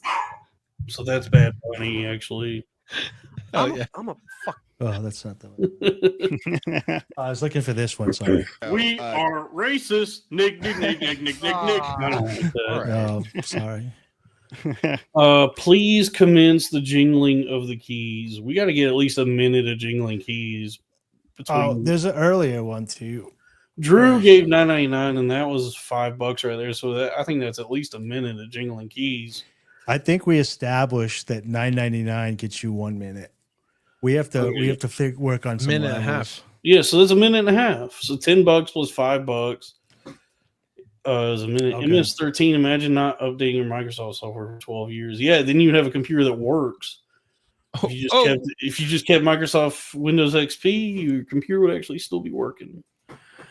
Folks, actually, Vista was the worst one. That was the one that I was like, this is such a downgrade. This is such a Vista sucked. Yeah, whatever the all the government systems run on Vista. What is what's the antonym to improvement? Oh, deprovement. Deprove my mind. I was trying to figure out what the opposite of anonymous was today. But I couldn't figure it out. Deterioration. Yes. Anonymous. There you go. Vista was a deterioration from. I'm good at words. Yeah. You ever? No. So this is a game. Degradation, deterioration.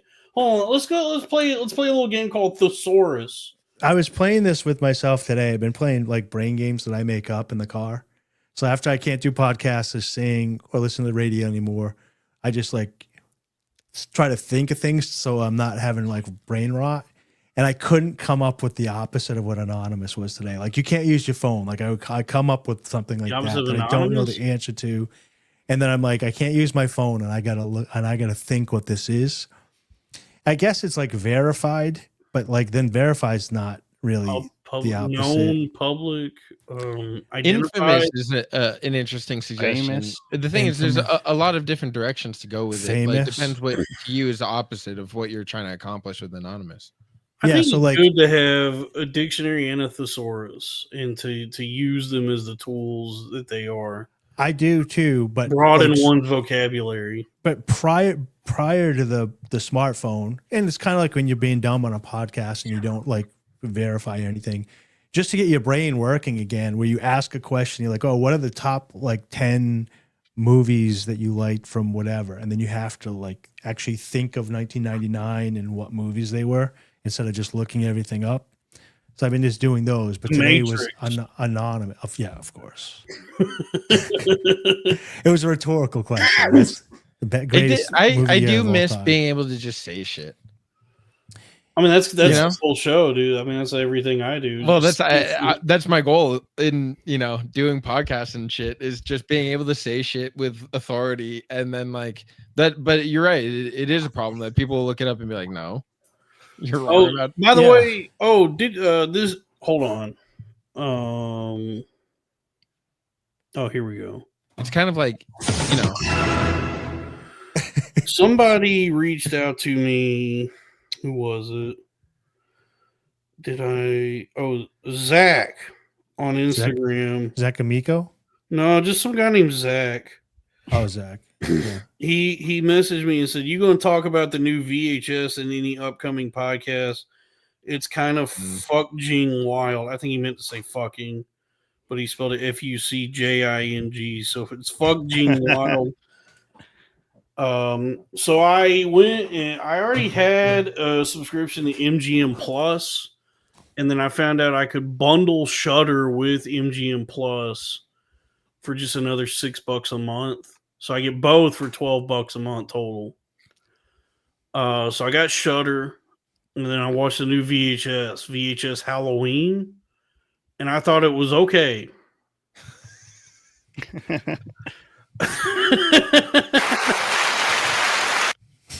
I thought it could, especially, honestly, the consistency of these movies is what impresses me, because they're all okay. They range from actually really good to okay. I liked the first one, but that was, 10 years ago. That was a while ago. A little more. They've made like 20 of them now, and they haven't made one that I thought was bad or unwatchable. Like Is this the Michael Myers movies? No, that's Halloween. That series has some really shitty movies in it. I haven't, because I've no. Guys, and if you want to see the third one that Michael Myers isn't even in, check out Zach Amico's Spook Show that I was on. Oh yeah, Zach Amico. Miguel was just on Zach Amico's Midnight Spook Show where they watched Halloween 3. Honestly, Halloween 3 is good. I don't think I've ever seen a Halloween very movie. good time. You never seen any of the Halloween? I think that's on YouTube. No, now I'm thinking about it. I don't think I've ever seen. When Halloween I hear 1, Mike Myers, I think Austin Powers. Halloween 1 is great. I think of Shrek. Halloween 2 is good. Halloween 3 is great. Halloween 3, because John Carpenter originally wanted it to be an anthology series where each one was just going to be called Halloween, and it was going to be a different thing each time. But then the first movie caught on big time, and so for Halloween 2, it was a direct sequel to the first movie. But then for Halloween 3, they tried the anthology thing, and so it's a movie that's completely unrelated to the first two movies.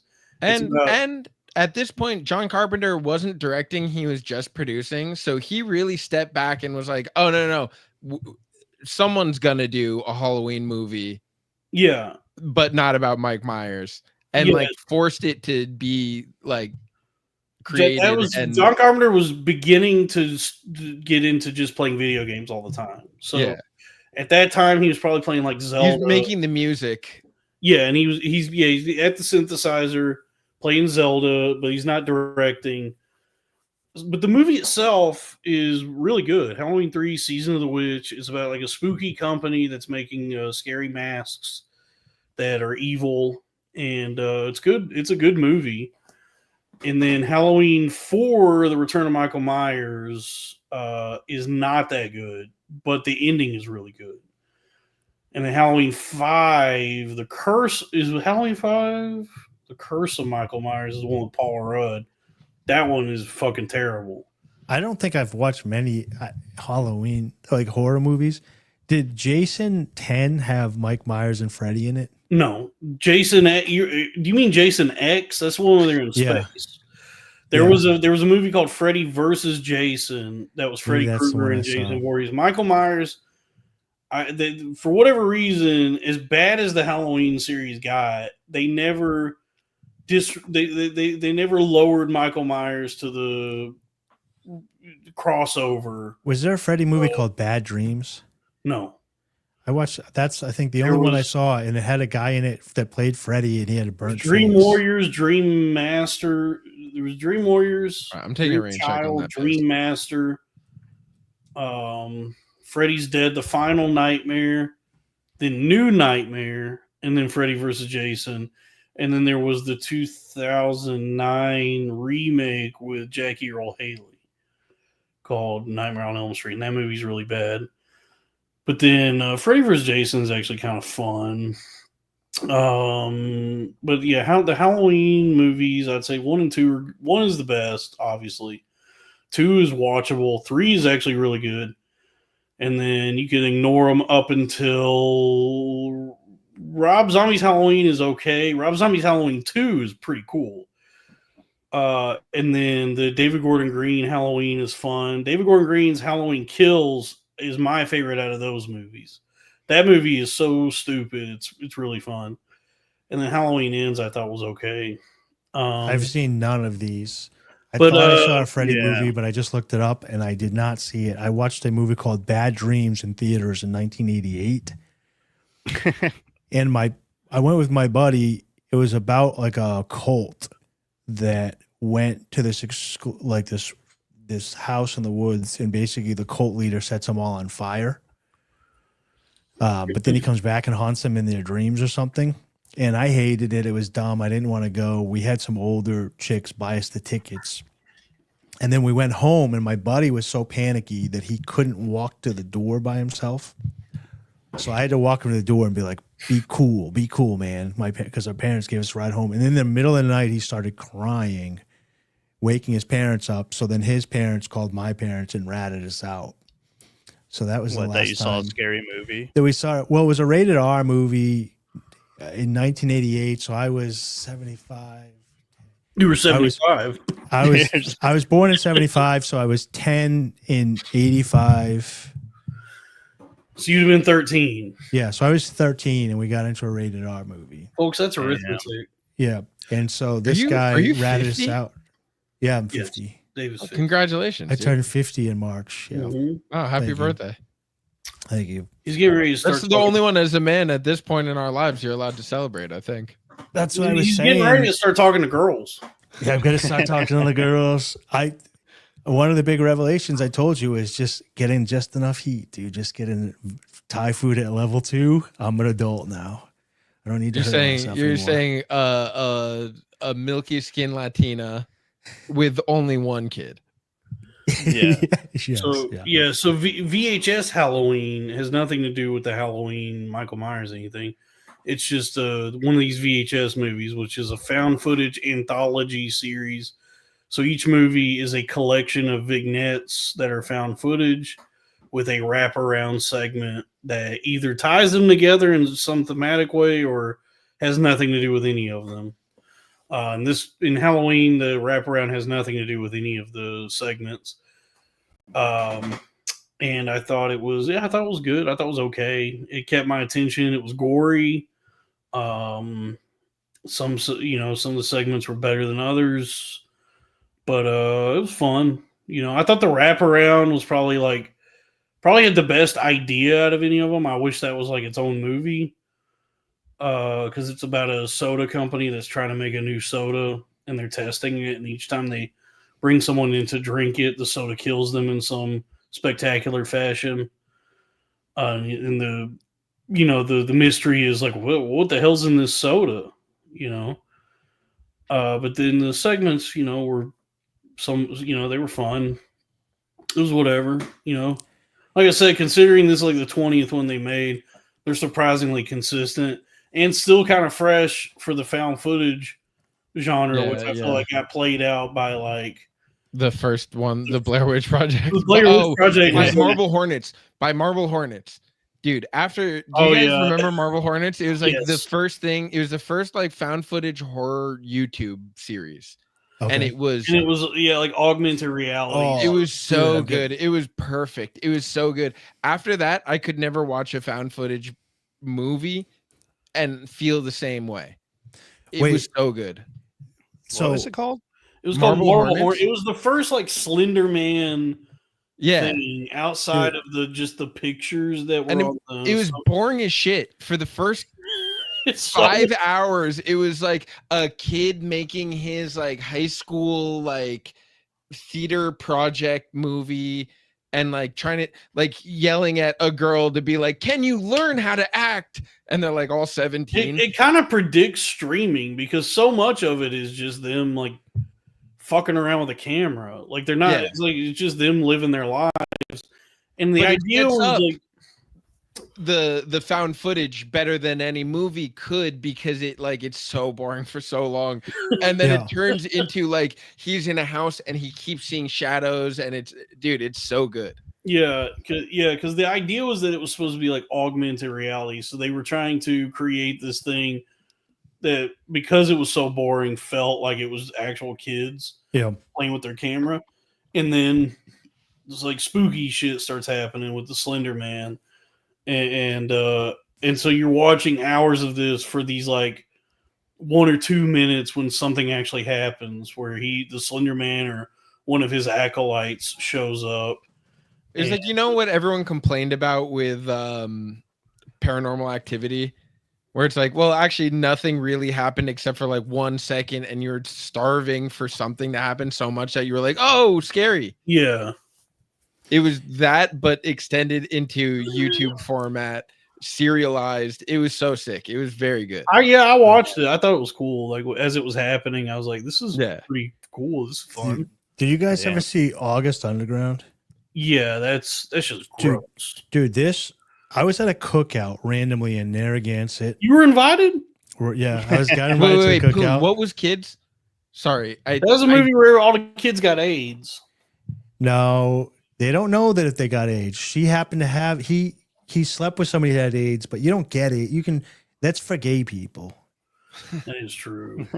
You know what I mean? So he slept with somebody that had AIDS, but you don't know. It's left unknown.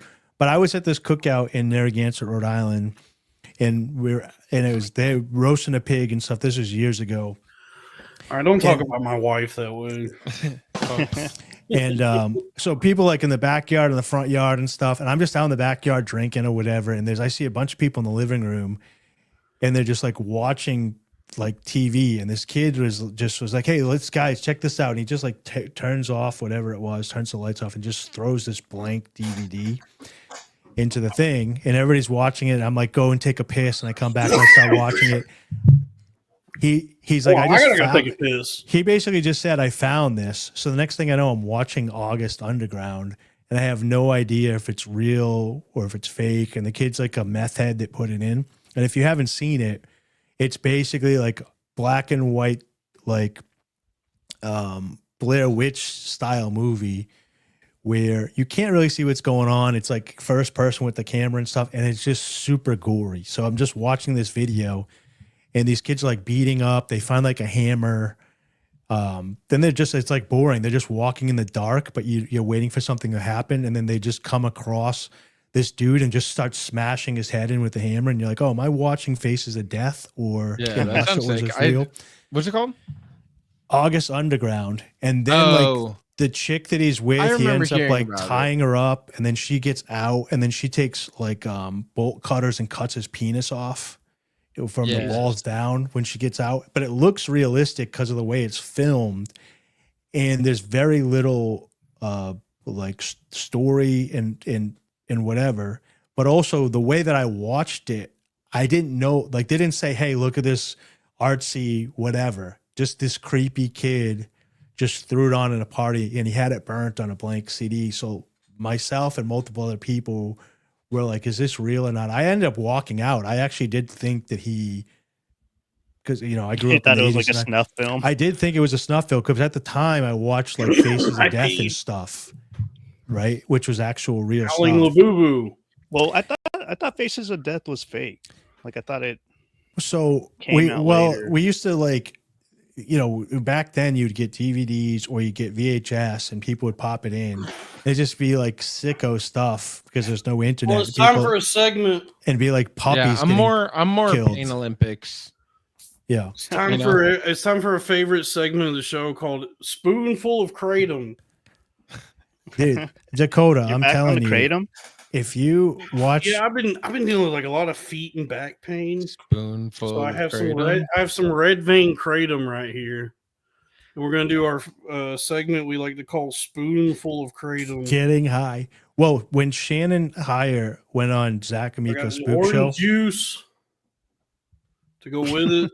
they had her watch August Underground, and she got sick, and she knew it was a horror movie. I watched it, not sure if it was. I didn't buy this at a gas station. I got it at real or a not. smoke shop. Drew, the chat is calling for a minute of Drew. They said he's been sleepy and unresponsive. Yeah, dude, I'm so sleepy. So he's got to do a minute of stand up. I gotta get up for work in like 6 hours. So I was kind of Drew. What's the sickest or most violent horror movie? Something. Come on, man. I don't know, dude. I kind of hate horror movies that weren't made in like the 80s or early 90s. I Like, know I miss shouldn't them. They be were kinda taking fun. it. I know I shouldn't be taking it. What, the kratom? Yeah. So this might be the. You're gonna start taking drugs again. This might be the fourth or fifth to last time that I do it. I hope so, dude. What?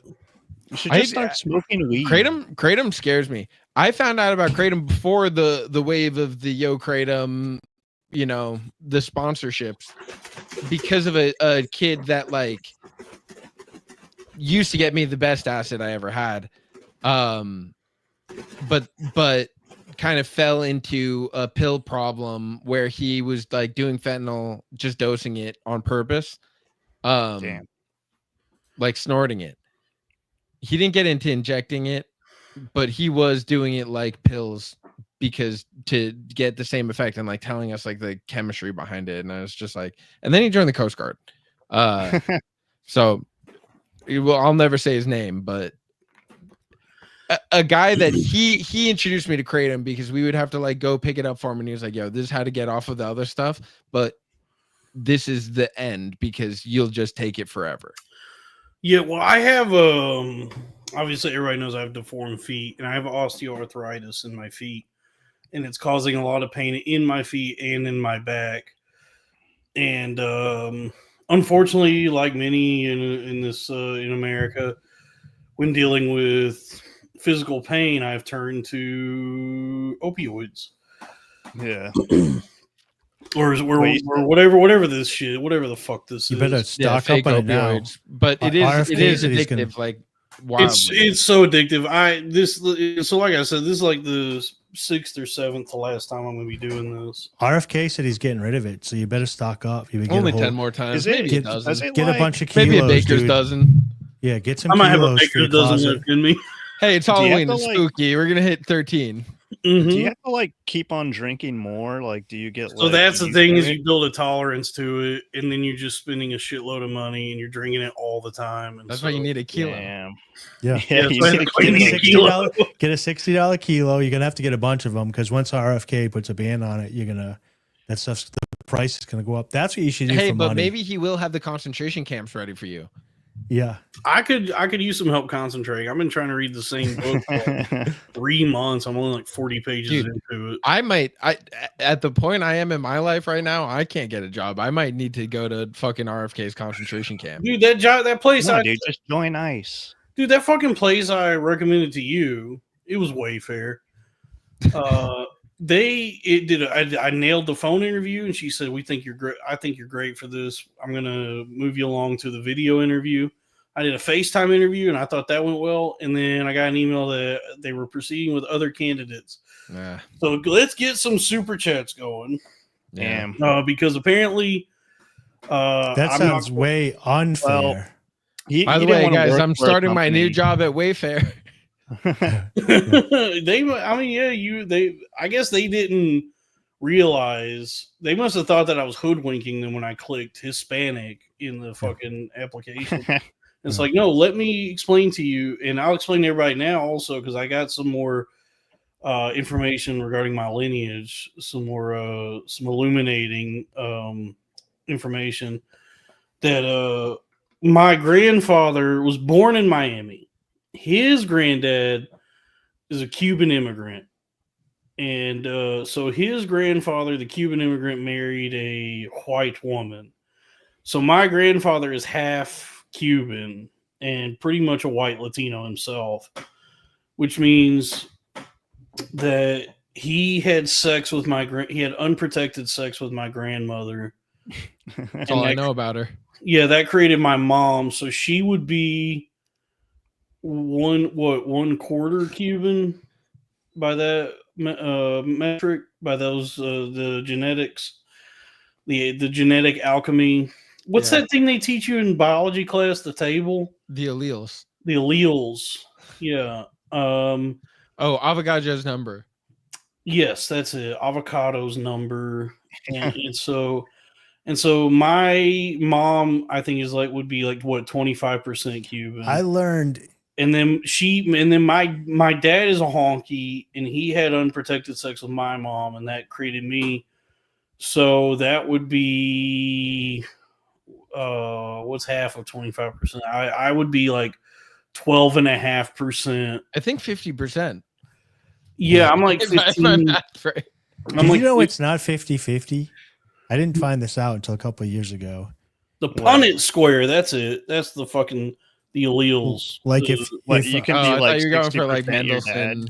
I don't know what the Mendelssohn. averages are, but if somebody's like 100% Italian and 100% Greek and they have a kid, I used to thought they would 50-50. And we say that socially, but the way that the genes meld, you might end up with more. It can't be 99-1, but it can be like 51% Italian and 49 whatever. Well, so it's not exactly 50-50. Whatever. Are you saying you get more than 50% from either your mom or your dad, or you're just saying yes, that, like, at the when the thing happens, it's not exactly like, obviously it's 50-50 socially because it's like it takes two to mix it, but when they hit, no, you're saying it isn't actually literally 50-50 in the DNA. You might be like 75% your mom. not that far. It's like closer than to 50. Then like it doesn't get. It's not that dramatic. I've never thought about the way but- that it like is picked. Yeah, but because when it's doing the What the sequences, gene draft yeah, actually like that's looks like. basically what it is. It's going down the gene draft, and I haven't researched this in like 5 years, but my mind was blown. Way, when it's I read like this. whatever is in the semen and whatever's in the egg. I thought it was like it would be the same percentage either way of data. No, so remember when they teach you like about widow's peaks and like blue eyes and brown eyes or whatever, right? So like if you're a good example of this would be Locke. What's Bresner's name? Locke Bresner or whatever his name is. Brock Lesnar. This sounds his like daughter, a lot of keys not like his being daughter. jingled. I bet you if we exactly look, like what's him. happening. yeah. So if we bet we looked at her DNA coding, she got his eyes, his nose. Like, so she got a huge percentage. Yeah, I guess I of- always thought it was like, oh, if it looked like one person, they would think like the other. I just thought like it's like they hit and they just like it's 50-50. Yeah. And it's like when they have their Olympics and they're being built, the dominant ones will take out when the helix is being interesting made or whatever. But it's not like it's not going to be like 90 extreme, like 99% one guy and 1%. It's still really close. But I thought it was exactly 50-50 all the time. This is a lot of keys not being jingled right now. Dalton's in the We can do a key I'm actually jingle. kind of interested. Yeah, we can do a key jingle. All right. Get them I'm keys going. I'm out after the key jingle. What do we got got? How much money? Let me look up We here. got What do we 1 got? and 1/2 minute, so it's 1:30 of key jangling. So All get right. them keys jingling. Yeah, pop them keys out. Get me up on the full screen here. We're going to do a countdown this time. How do I do it?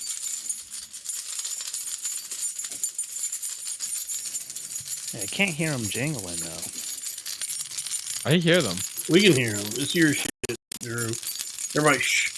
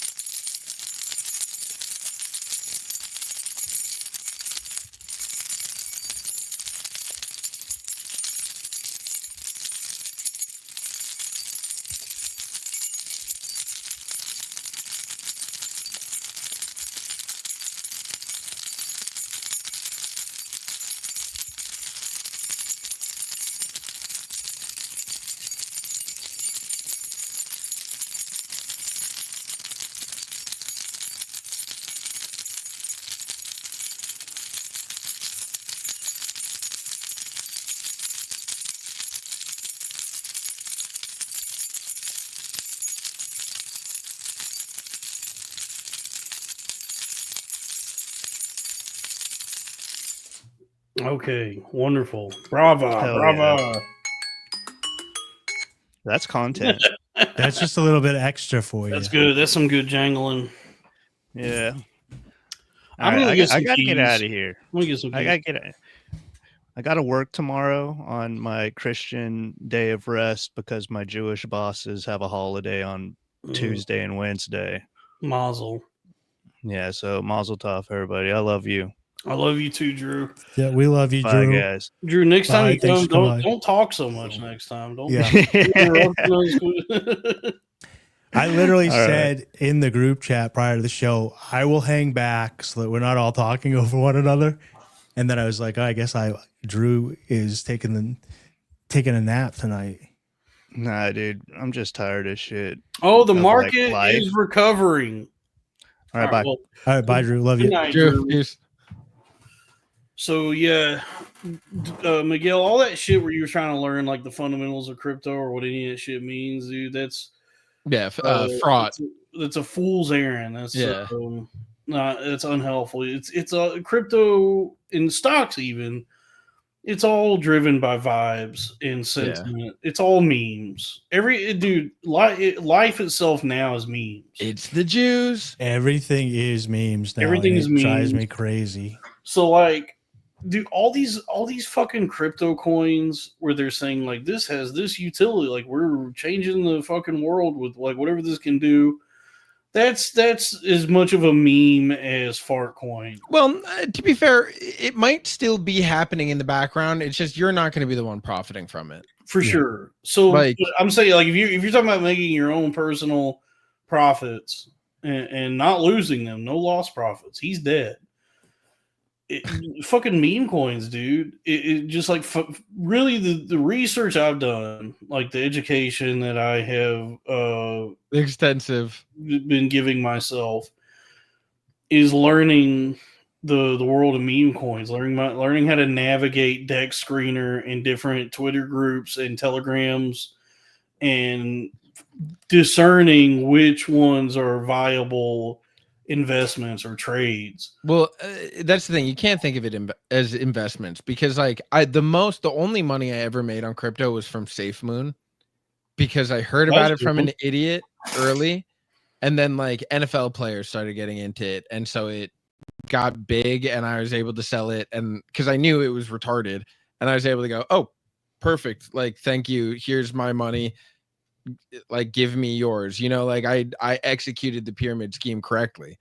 But yeah, and Not then a after pyramid, that, not a pyramid scheme, a Ponzi scheme. I will say, with the exception of meme coins, like if I looked into a coin that had a utility and it was like, the technology was good, had I not sold, like had I held it for a certain amount of time, I would be up on every coin that I've ever purchased. My utilities that I have are long term. XRP, Hedera, Yeah. AVAX, Yeah. Solana, like all But these I've always- things I think of in terms of my plans are measured in centuries with those. But even my meme coins I have, Solana Stock Index, Yeah. XBT, in liquid, which I can't say the full name of that one. Actually, I think Drew's sister left because I pulled it up on the screen. Hosako, Cat, Bonk, all these things, even after the crash yesterday, still held a pretty good floor and are now going back up. So these are like that's the thing, is like my girlfriend came over to me earlier. It's like, hey, was there a huge crypto crash? I was like, yeah, I guess. And she's like, well, they said it's like the biggest ever. I was like, well, yeah, but like it was up a lot, and everything The I've most had, people involved in it ever too. like You know I what I started mean? buying XRP at 20 cents. Yeah. Hell yeah. But if they said like, I don't have a lot at all, but Yeah. I didn't feel like the difference between the biggest crash in crypto history for a single day and like the biggest gain in a single day. It's just like, well, that's if she said, doesn't hey, mean anything, man. Did you hear about the WNPA? They had the highest scoring game in history. It's like, Right, exactly. It's only been around, yeah. Well, I think for like on the retail side, guys like us, it probably doesn't hit us as hard. Like it wipes out some significant gains, but for somebody like me, it's like because I've been in bad trades before where I'm an island, a man alone, and I'm just watching it fucking tank, and I'm like, is anyone else get? And they're like, no, and I go, oh, so I've just put my money in a really bad place. This is on me. But when it's market wide, when it's everybody being affected, I usually can feel some peace of mind. Like, well, if it's everybody, that means it's going to go back up. Yeah. Every crypto that I've ever owned that was utility, the only reason I lost is because I sold. Had I either held it longer, it would have went back up. That none of them have gone like straight to the bottom, except for meme coins. But like, I had Dogecoin at like 15 cents, and I sold it at like 18 or 20 because it kept like going back, and I'm like, oh, this is a meme coin. If I had held it, I would have made so much more. Yeah. But the only time I've ever lost money is selling too early. So if you get into a position where you'll have to sell because you need the money, be careful with that fucked. because with crypto it will go away. There's a few of them that I invested in that I thought were going to be like really like clever, long, and they just they're gone. They just don't exist anymore. So it sometimes it will just go away. I'm telling you, even with meme coins, if there's enough people holding it in an active community, it can be a pretty safe investment. Like I've got like a lot of the ones I've investment. Do what? It's not an investment. We're not investors, dude. I mean, it's gambling, but it like you can mitigate risk by like studying it and like if it has an active like user base, like community, and it's at a certain market cap. Because like all the meme coins like under like $1 million market cap, or that's just straight up high risk speculative gambling. Like those are so volatile and so unfounded, like unproven that you can get like 1 million coins for $30, and that's a great way to lose $30. Yeah. Whereas like one of the ones I have called, because a few weeks ago, I sold half my XBT bag. I made $5,000. I rotated some of that, and I bought a higher market cap meme coin called Hosako Cat. And to get like 215,000 coins of that one, it was like $1,500. But that one's holding up even after the crash. It's still holding because people believe it's a pure belief. These are what we call pure belief assets, or PBAs, as Murad calls them. I like a good crash. A good crash for me because everybody in the poker room that I told about, like, you should buy this coin, you should buy this coin. And it was like going up and going down, and it feels like I was giving them bad advice. Enough time has passed, and then it crashed that I can be like, oh, did you get out of that coin? Oh, you didn't? You kept it all the way to the bottom? That's weird. And then I don't have to feel guilty anymore. Yeah, that's why you gotta. That's really the main reason everyone says not financial advice, because at any second all this shit could go south, and you just have to be like, "Hey, I told you it wasn't financial advice. I told you to do your own research." Well, I just started shutting up about about crypto in the poker room because people would ask me constantly about stuff, and then when the crypto would get so high that even normies knew what was going on, then I couldn't go play poker and have any fun because they would be like, yeah, I mean, I own a bunch of like whatever. But they all own it. That's when you sell. But they don't own any of it. They actually have it on exchanges. You know what I mean? They don't actually own I'm going to start running on a Dalton index. If he starts talking about it, it's time to sell. Yeah. No, dude, I'm getting good at it. I'm telling you, man. In fact, now's a good time to buy because everything fucking crashed. Like, people keep telling me to buy the dip, and it's like I've already bought plenty of dips. Like, buy this. I don't know what to buy this dip with at this point, but everything I'm holding is going back up now. So I do think that the thing is, when there's a market wide liquidation, it's not people like, you don't know anybody that sold. Everybody got hit by it, and it got hurt by it because everybody held. The liquidation is the people that were betting on futures, and it was fake speculative money that got wiped out. It was the people that were gambling on like leverage, all these like perpetual futures contracts that were open, where they just got and these are people with like millions of dollars to throw around. They just lost these like Bitcoin, Ethereum, Solana, like whatever they were trading on. They just got write-offs, and they'll get bailed out in the long run. Yeah, Sucks. maybe. Or it will be a cascading thing and the market will collapse just like it did in 2022. I mean, like it does happen and it'll be back later, you know, also, in 5, the 10 entire years, whatever. the stock market also tanked. Like the S&P just lost like a month of gains. But you know what's funny is so much of this China shit is about earth minerals like lithium. Yeah. And you know, the question is, are there any American companies producing lithium? Well, I just happen to own 503 shares in an American lithium mining company, and that did not crash. So that one actually held up through all of this. And I'm still up like almost 200% on that one. I wish I'd bought more. But you know, this is not financial advice, folks. I know the audience, I think broadcasting's the only way to get rich nowadays. most people would rather spend all of their nobody has disposable income. But the money that they're going to allocate for things, they'd rather spend it on beer and weed and Fortnite skins and whatever tracks. superfluous material things they spend their money on. And it's like, all right, GameStop power packs. Power packs? Yeah, that's the new digital card pulling. coffee flavored coffee by Cornfed, available at bpnmart.com. Kratom, yeah, they want to spend their money on Kratom. People always eat hot Cheetos. It's like that was Crack would always give me shit about that. Crack would always be like, "Oh, but I can't leave my money in the crypto thing because I need that money." And it was always like $50, and it's like you're buying weed, you want to buy some marijuana, and that's like so many people as they go, "Oh, I can't afford to do this or that," and it's like, well, how you afford cigarettes? How you afford your beer and cigarettes? Buy crypto. Yeah, buy kitty stank Takawana. What was it called? Hasako cat. Yeah, it's Howling Labubu, $1. Honestly, I was just going over my whole life, and I was like, you know what?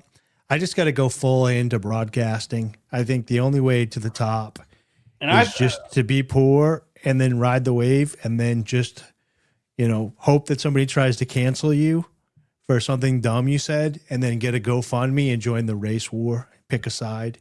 So I'm up for grabs right now. If the left wants to try to a tough time with one of the sides, brother. If the left tries to cancel me, I'll just open a GoFundMe on the right. And if the right tries to cancel me, I'll open a GoFundMe on the left. So, yeah, that's my retirement plan. It's not, by the way, investing. So let's start saying some slurs. What are the best slurs? About and Pickler. I like Godhead. Actually investing is not pissing your money away. You know, speculating on meme coins can most of the time is. But if you look at that guy who every day for like 8 years was putting like $30 into Bitcoin. He's a fucking multimillionaire now. So it's not like if you buy more proven low risk investments, you're not going to get rich quick. But these are, these will accrue over time and turn your money into more money. Or, take the money if you need it right now to go. Dalton accrue it. Yeah, Dalton accrue it. Thank you. If you need the money right now, go ahead and go buy all of your your little fun treats that you need. You tell yourself you need every week. Well, I'm over here getting rich on cats, pictures of cats. Dedicate Katsuma. Yeah. I was ready to punch that old lady in the face today. Do what? That old lady I was telling you about earlier, I was ready to punch her in the face. I ran into this boomer that was like living on top of this like mountain in this like $2.5 million house in Vermont with the mountain views and like the in-ground pool or whatever.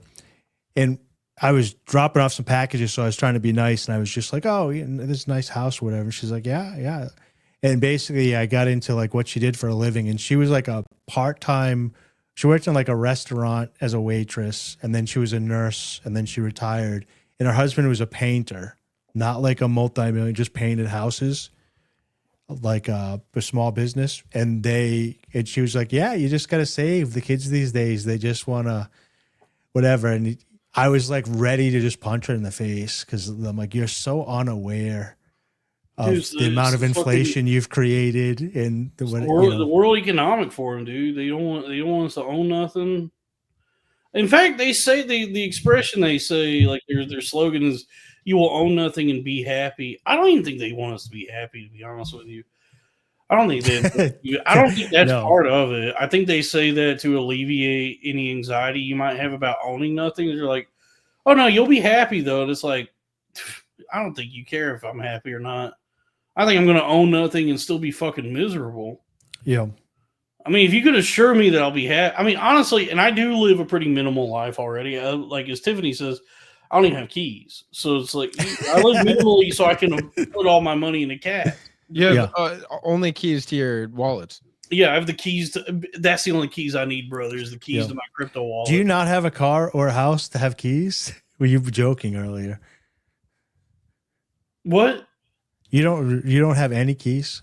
Yeah, I need to grab some more beers and also probably take a piss. Nobody concern themselves with my keys. Don't worry about my keys. Yeah, I was pretty upset. Look, I have ruined my life for sure. The brain injury I sustained has set me back quite a bit and put me in a pretty rough spot, which I've been in for a few years now. I'm starting to climb out of it, but don't worry about my keys. In fact, Zora makes a good point. I'm key free. I live like key free. That's fine. That's fine. I can see that. Do you scan when you come home, you have to lift your glasses up, scan your retinas like this. It's like like Mission Impossible. Your door goes and then you walk inside the door. Or I have to sign in with whoever the attendant is at that hour and let them know that I did work for the day and it's time to go back to bed. Yeah, you go in there, shut the door. I have to sign in with the home's leader, the RA for the home I'm in. No, my life is I hit rock bottom when I suffered my brain injury. I'll just say that from now on, because trying to actually explain to anybody what actually happened, like mentioning it, it's so like complicated and difficult. I think I'm just going to tell people I had a brain injury and I'm recovering from a brain injury, which I guess like technically it is what happened. Yeah. So it was interesting. I was talking to somebody about this like last week. So much easier to explain than I, was running into any door thinking that I was going to find the behind the scenes. The Truman Show. Yeah, I thought I was gonna find the fucking guys from Dark City who were running the world. Do you feel like that's your identity, Dalton? I was talking about this last week with somebody, how important your self-talk and identity is. Because when I bring you up to people, they're like, "Oh, well, blah blah blah." And I'm like, "Oh yeah, I actually do a podcast, a video cast with Dalton Pruitt on Saturday nights." They don't say, "Oh, the kid with the brain injury." They say, "Oh, the kid that does the titty review videos," or the kid that crashed the Legion of Skanks on that one episode from the Loud Boys. The guy that called Dylan a fag. That's another one. The guy that called Dylan a fag, made Dylan cry, called them a fag. No one. Which, by the way, just one of the hardest sound clips of. You know what your problem is? Dude, it was perfect timing. Yeah, everything. So good. It was to have Lewis there, to have. I mean, no one likes Dylan. Actually, maybe Dalton does now because he beat up Crack. Well, I think is really what it is like for as far as the like anyone that sees me or is me as a public figure is like I'm not famous, but given the way the internet is. Now more than ever, you can get a lot of attention without ever becoming famous or successful. And so me as somebody who like at one point in time, thousands of people probably were aware of me. Dozens, even tens. Yeah. I think like what most people see or saw mostly was me either being a funny guy, and then something weird happened, and then I went away and I came back and I'm funny again. Well, even on COVID, because it happened around the same time, and a lot of people went back. I mean, honestly, yeah, probably it's probably the Moderna vaccine. Dude, I bought the Dalton dip, dude. I think it's the Moderna vaccine is actually what caused all of this. Loud Boys was more a symptom of COVID. Loud Boys would not have succeeded any other time but the pandemic. I think that was like the perfect. You guys, I mean, I don't know what it was. You were the just.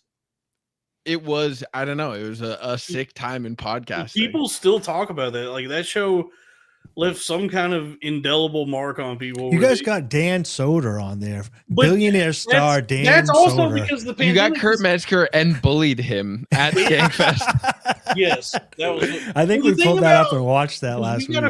We got a few people who were so far above our station that we were surprised. No, you guys were equals, dude. In the arena of ideas, you guys were equals. We got a few people who, like, when Robbie told me they agreed to come on, I remember thinking, like, really?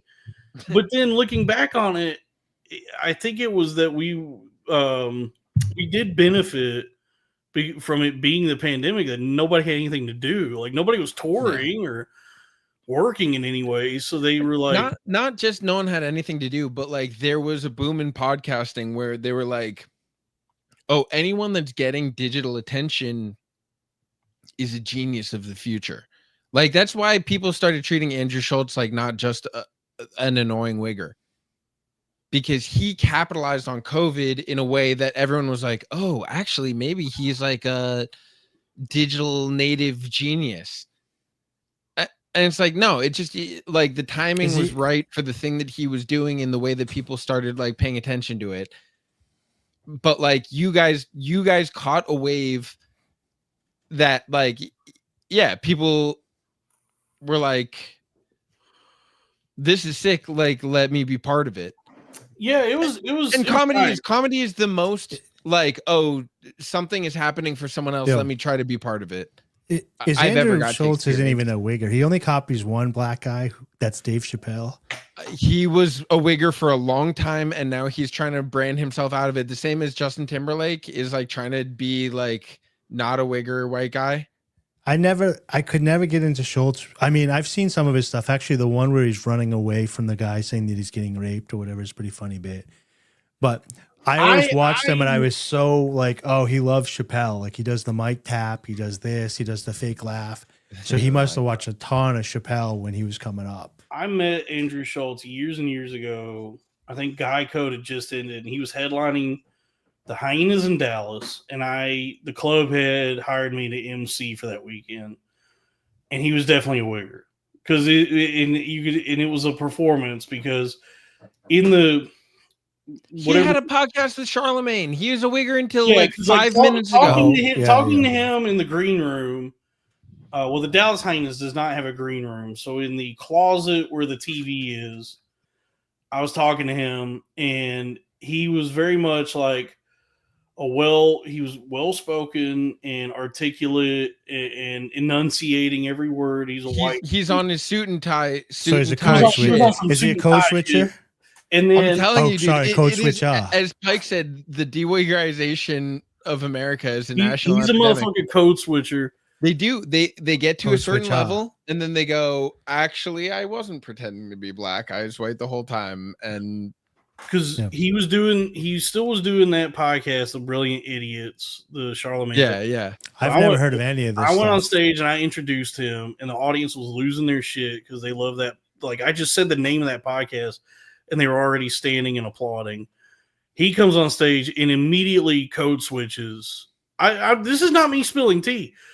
This is Andrew's. Dalton does not spill food. Trust me. By the way, Andrew Schultz gets a lot of shit now, deservedly, because he's in the arena of ideas, and you know when you step into the arena, you have opened yourself up to the melee therein. within the arena of ideas. So Truly. he is positioning himself as like a thought leader or opinion haver, like a political guy, is going to invite derision to him because he probably does not really know what he's talking about. I don't know what I'm talking about. Surely. And he's trying to like influence thoughts and minds. And so like you're seeing it happen now where it's like him and all these other guys endorsed Trump and now they're backpedaling on it. And, I knew the whole time, I was like, yeah, because this is so far outside you guys' purview. You shouldn't be fucking doing this shit. You know what is fun? Is I did watch an episode of Spill some tea. Of his podcast, the one with Shane Gillis, and it's really fun to watch because you start to notice that these guys are very social hierarchy, and Schultz will like bully everybody on the show, and like no one kind of stands up to him because he has like the power to take stuff away from them. By the way, thank you. Shout out Howling Labubu. Thank you, Howling But when they had Gillis on, please. Gillis was picking on Schultz, and Schultz was like the lower on the totem pole because he can get opportunities from Shane. So it was fun to watch him like squirm because it's weird watching everyone interact with Shane. He does upset the elephant graveyard thing was very interesting. That's where my wife is buried.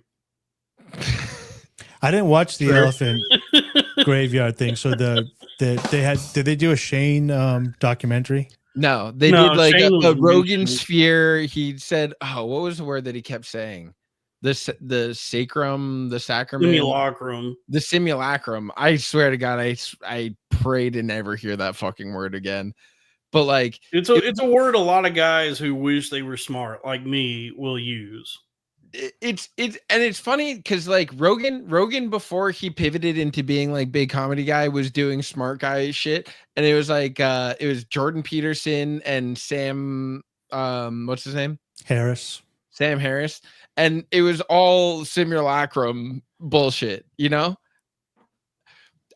but the big like the thesis of the video is like that the pivot to comedy was driven by his like CIA buddies that kind of like, and Elon who like sort of forced him into becoming the Jews of comedy. Yeah. And like controlling the new gatekeepers. Yeah. Yeah. To like turn it into to Elon's picture of a perfect political zeitgeist. Yeah. And the biggest drawback to the whole thing is he doesn't touch on Shane once.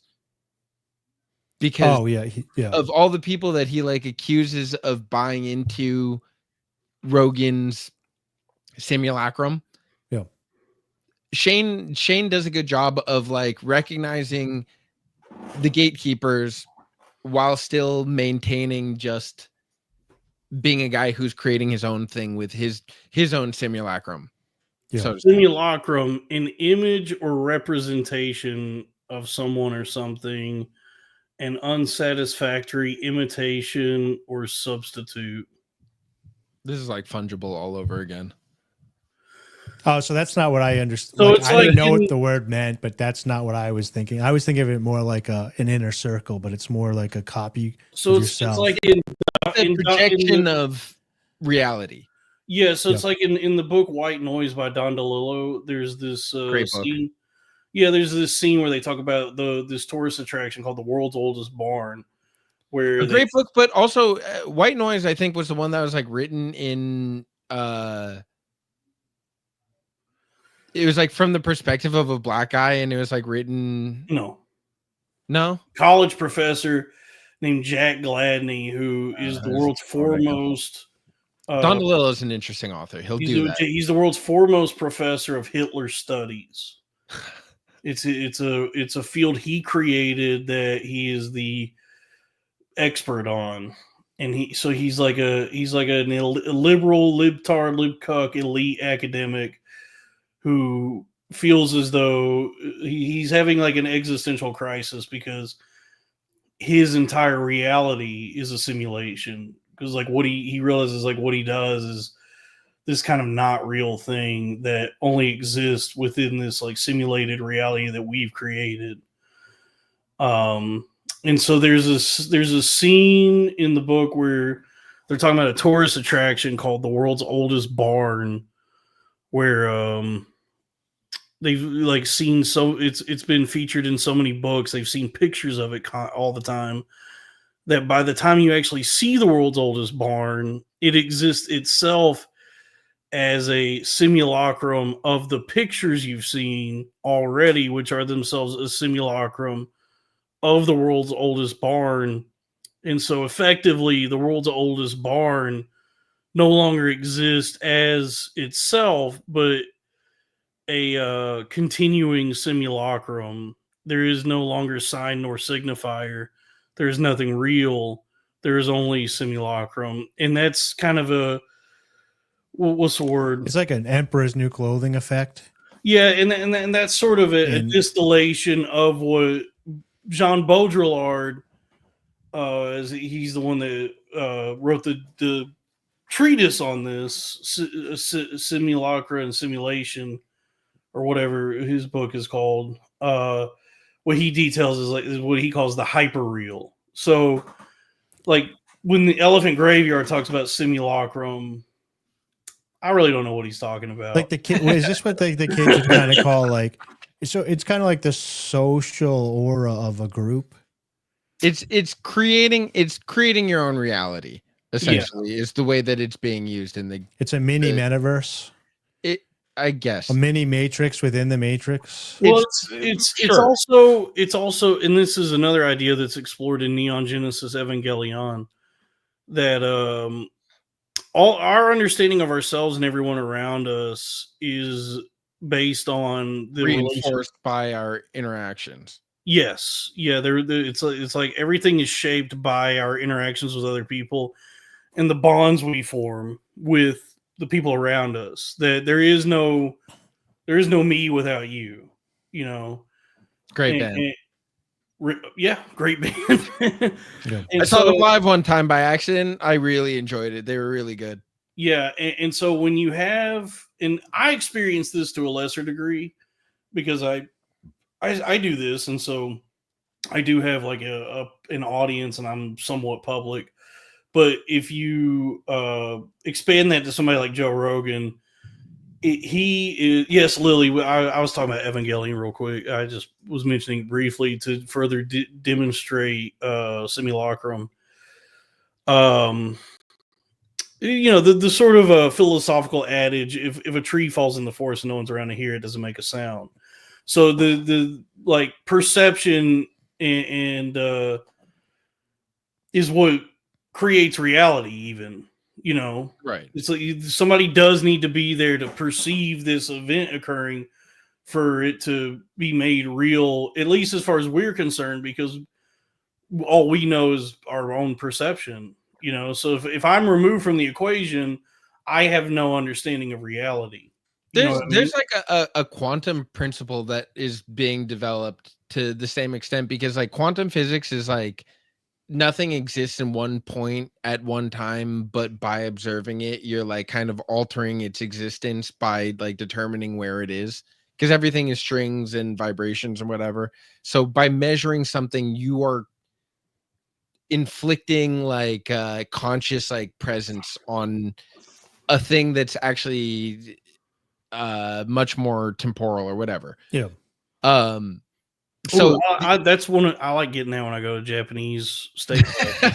Yeah, you're affecting the temporal roll. Yeah, shrimp. I like it when they do the vegetables, the pumpkin and the zucchini.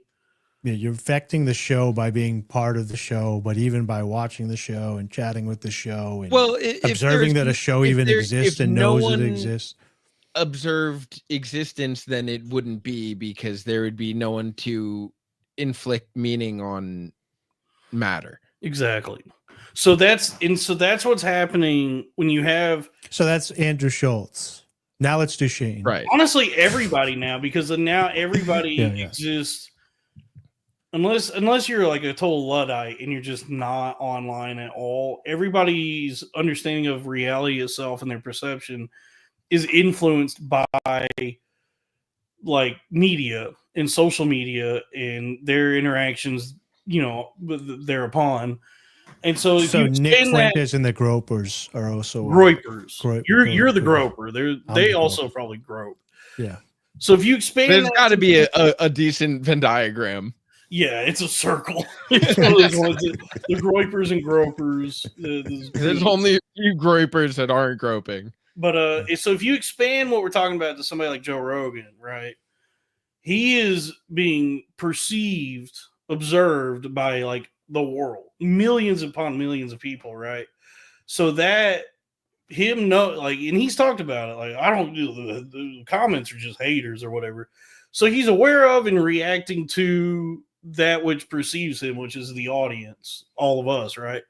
Which means his own understanding of himself is influenced by that being observed by everyone else. Yeah. Right. So the at this point, the real Joe Rogan, whoever that guy is that we don't see, is still influenced, is still shaped by the consciousness projected upon. So his own like understanding of who he is and the way he interacts with the world is constantly being influenced and shaped by being perceived by everyone. And so so now there's this constant if the idea feedback. of yourself is so fluid that it maintains the shape of whatever is like projected upon it, then you are contained by like however much other people perceive you. Right. Yeah, and so like that's where you enter into what we're talking about, the simulacrum, where his entire reality is now this sort of simulation manifested by how much he can influence the projection upon him. Exactly.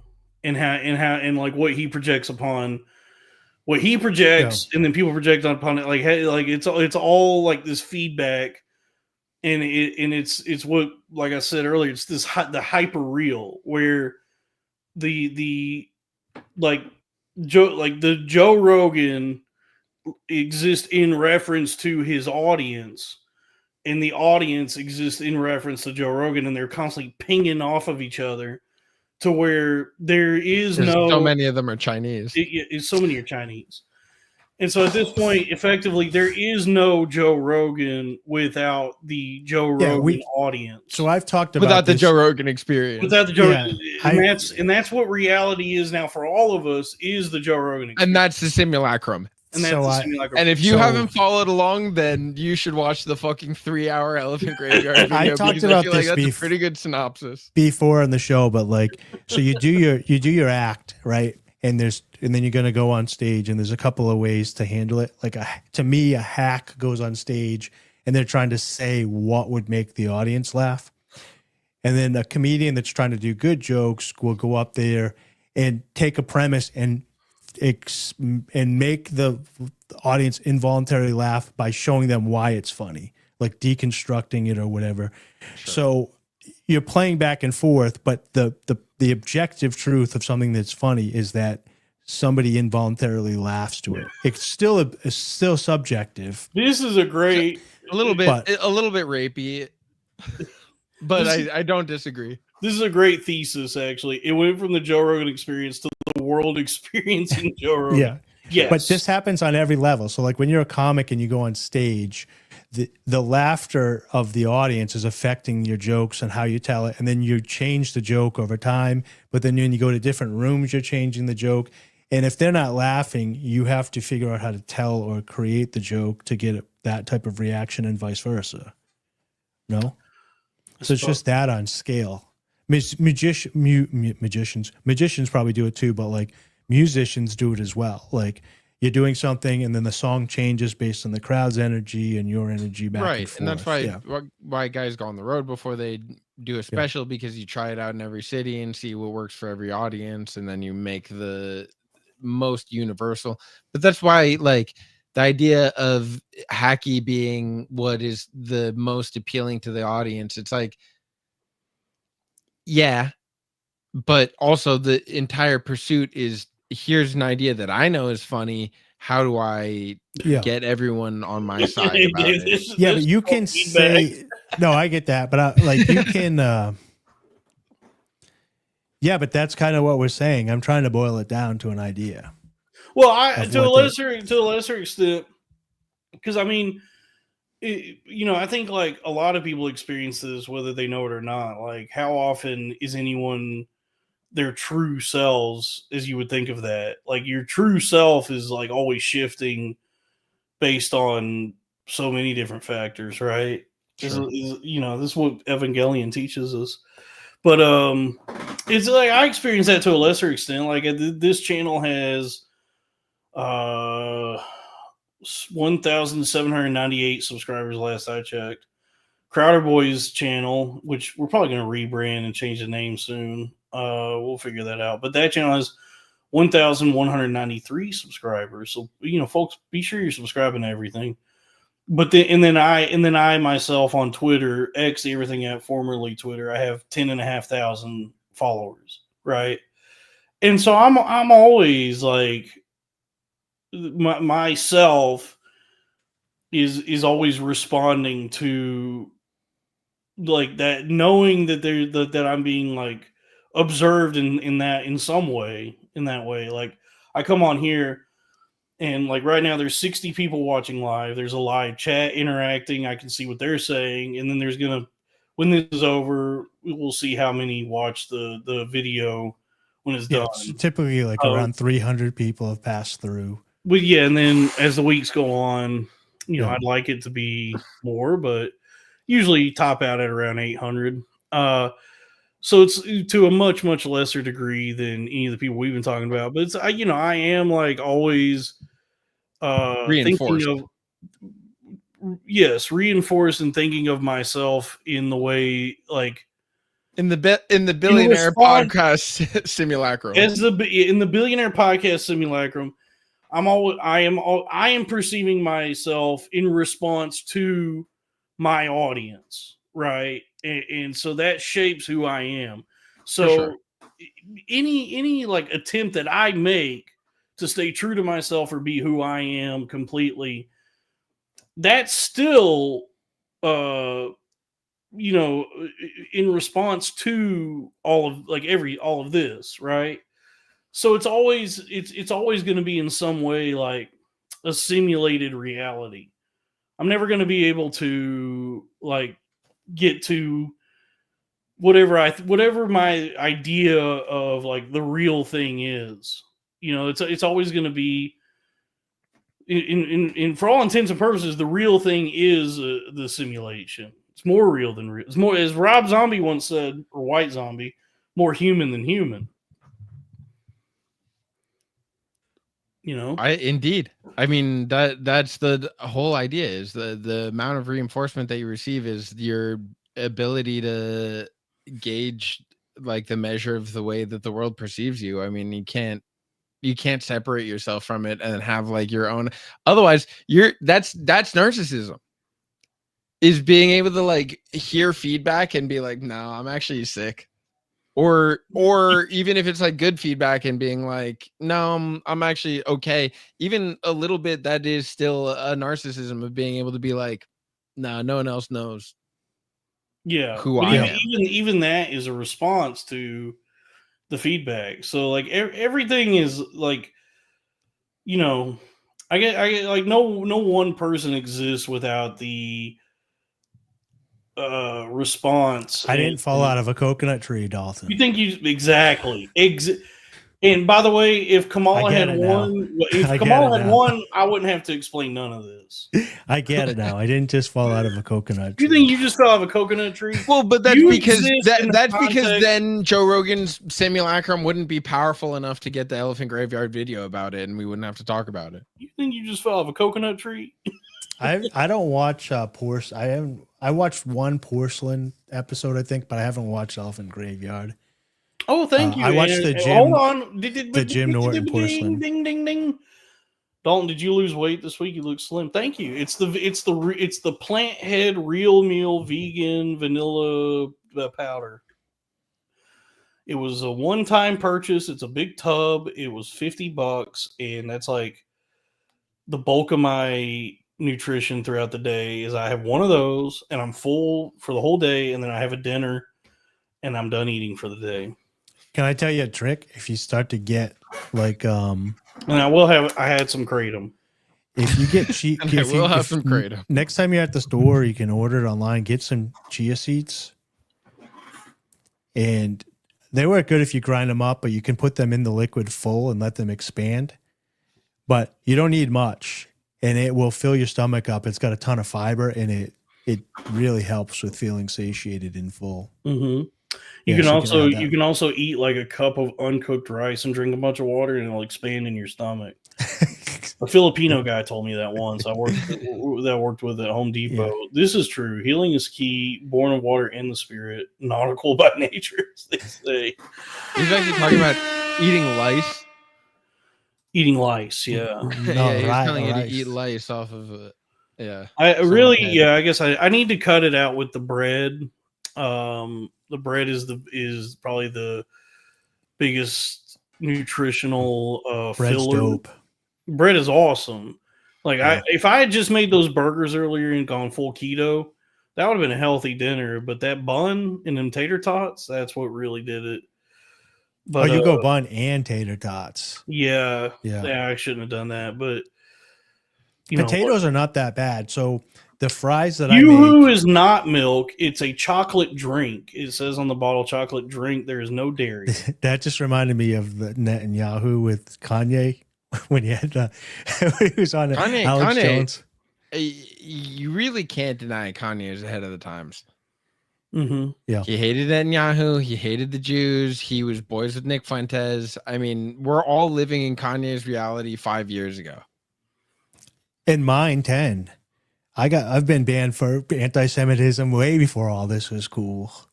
That's my jam. Oh, and by the way, I wanted to give you are pretty much Kanye, dude. Hold on. I am. I spit through the wire, dude. Not breaking news. I just want to give an update because I saw Lily's in the chat here. So I spoke with Lily recently.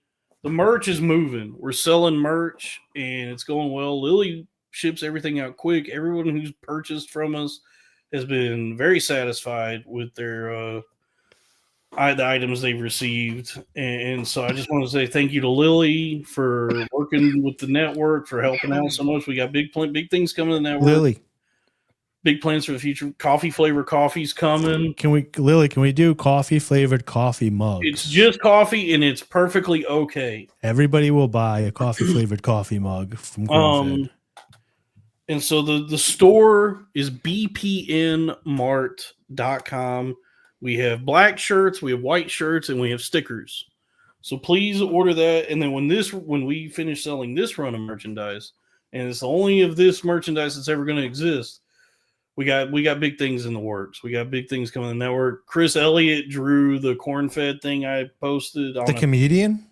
Yes. From Conan? From Conan and Get a Life. He's great. I love no, I'll show you the thing.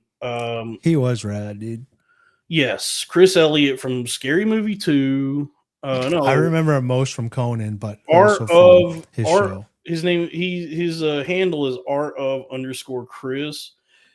Cabin Boy, yes, good pull. I'm doing, I don't mind using AI, but I think people do appreciate that which was created by a human hand as well. Probably quite a bit now. Now that AI has infiltrated so much of our lives, but I have no qualms with AI. But Chris is a great artist, and he is a friend of the show, and I wanted him to draw something for me. And so just stay tuned because we got a little something cooking up. This is what he drew. What do you think of that? It's a picture of my ex-wife. That's actually really good. Pretty cool, right? So, stay tuned for what I'll be doing with this. So the store is bpnmart.com. And it's not, that is not artificial intelligence. That is a real man who lives in North Carolina.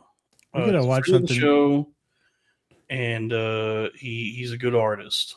This is really important, Dalton, if you can pull this screen up. It's the original trailer of Cabin Boy from 1994. Yes, this is him.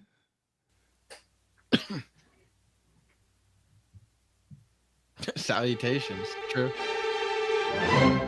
Touchstone Pictures presents. They don't make it like this anymore. Okay, well, thank you for that. Whatever that was. I love like having a great movie and showing it to your girlfriend and being like, "Yo, we should watch this," and then showing them an old trailer for it and being like, "No, it's actually sick." They just don't make them like this anymore. Trailers are nuts. Old trailers, especially, are nuts. It's the story of a boy and his love of I'm just thinking about when he got the boils on his face. Oh, this might get the stream taken down. He's getting a taste of the sailor's life. Is it true? This might get the stream taken down. It's happened. That's why I kind of have not been playing a lot of things lately because there's been so Can we many do instances. this? Can we do it in 1.5? Try it. Unsafe to drink seawater. That's you know what I mean? It's the most amazing journey ever. Okay, moron, you go stand in the bow and let us know when we're gonna close the eyes. If I start saying like slurs, do you think that it'll interrupt it and they won't be able to detect it in the copyright thing? Yeah. Kike.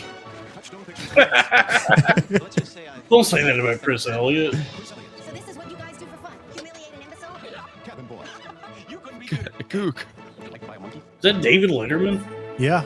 Wow. So everybody go check out the 1984 I got Cabin Boy. super hit Cabin Boy. Yeah. Wow. And also check out this Oh, episode. now of you Get got incepted, dude. I incepted this. Dude, you inception the show. Guys, check out this episode of Cornfed. that Check you're out this watching episode right of Cornfed. And by the way, the memes are starting to go back up, so this might be your last chance to get Hosako Cat at a discount. What was that thing you were saying earlier? Segway from the elephant graveyard thing. What's it called? What's the word? Simulacrum? Simulacrum, dude. So, if anyway, we the point live of the stream whole and watch thing- ourselves live stream. We might be a simulacrum, dude. That might be a Honestly, we looked up the hyper-real. definition of it earlier, and I'm so much more confused about what it means. I'm not a academic. I wish I was, dude. What? Dude, thinking back on it, like I wish I just gotten into that scheme that of just staying in college forever. Me too, dude. Dude, I would, because they say Last time I got to have fucking. Anyway, no, what you were saying? well, they always say you shouldn't go to grad school. That's a waste of time and money, and it's just painful, and it doesn't lead to any better jobs. But the thing you have to do is just stay in school. So go to grad school, get your master's, then get your PhD, then do postdoc, and then become a professor. Just never leave college and Be an alcoholic. Yeah, and then just be an alcoholic and fuck your students. Dude, that's Have the sex life. with kids. You're Dude, right. you make Dude, dude, you get tenure, you make $250,000 a year. You're surrounded by a you just have a fresh revolving door of hot. and if you get in trouble, you just start a podcast, and then you're like fuck, what is it? Like a scholar? think tank. Yeah. Yeah, you become you're an expert. expert. You become You a could thought be, leader. yeah, you could be Jordan Peterson. We could all, yeah. You just He's stay in gonna school, die. Get in trouble for fucking one of your Jordan students. Peterson, a good pick for the death pool. Yes. He's Yes. on the brink. And I mean, his He's daughter been was on the so brink. torn up He's about been- it in that he's been video. on the brink as long as I've known him. He was the one that got Joe Rogan onto the carnivore diet because he had a weird thing where he has an autoimmune thing like a girl, but it's bro, yes, it's nuts. It's he won't eat anything except meat. He only eats meat, salt, and benzos. Hey, That's yo. it. That's a great way to stay skinny because you eat the meat and the salt. Yeah, it's a good way and then to you take die. the- Fucking 60, dude. You take the benzos so you go Betty by before you get hungry again. Well, So it was oh, I can't sleep if I eat bread or anything with apples or onions. Damn, it's if my you three watch favorite old foods. Rogan episodes of Jordan Peterson, it's all complaining about eating anything. At that point, it's if he's as Christian and he says he is, he should just let God take him away. Mhm. Seriously. Instead of becoming a Judaism for money. Oh, did I Well- tell you? we talked squash earlier. I didn't even tell y'all about the full All right, squash update. squash Play the music. All right, I'm pissing again. Miguel's gonna piss again. I didn't even tell y'all about the full squash dinner I made because and I learned this from a Mediterranean recipe, a Greek recipe, of like a good way to do vegetables. Because the cool thing about vegetables is it's kind of impossible to fuck up. They're already edible. Like when you buy any vegetable, you can eat it just like that. So when you cook vegetables, All I eat is vegetables. yeah, you have it's like a playground that you can just like experiment in. Because if you fuck up like cooking them, it's like, well, you haven't rendered them inedible, so you can still eat it, right? And the only way you can kind of ruin them is if you put too many spices on them and they're like too salty or spicy. That's the only thing you do. But I don't season too much. But yeah, so I learned this from a Greek recipe. The sauce I made, which is olive oil, lemon juice, and chopped up garlic. Don't do that. I don't like that. That's too erotic for squash. I'm just. So I chopped up squash, onions, broccoli, and carrots. This is just like what I had laying around, and I put that in a big bowl, and then I zested a lemon on it, hit it with the sauce with the olive oil, lemon juice, and garlic. Stirred that up, and then a little salt and pepper, and then just threw that in the oven. I baked all that in the oven at like 400 for like a half hour. And then I made some chicken leg quarters to go with it. And this is the best chicken I ever made. It was so simple. Just left the skin on, rubbed them down with olive oil, a generous coating of Tony Chachere's, the Creole seasoning. And then blasted that. I believe you. Blasted that in the oven at 420 for 10 minutes to crisp up the skin. Lowered the temperature to 350 for 45 minutes to cook the chicken all the way through. Dude, the fucking whatever magic science was happening with the chachere's and the skin kept all the juices. Dude, it was the best chicken I've ever cooked. And I believe you. So the chicken and the vegetables, that was like a healthy dinner. It was such a tasty, healthy dinner I made. And then, tonight I made cheeseburgers and tater tots.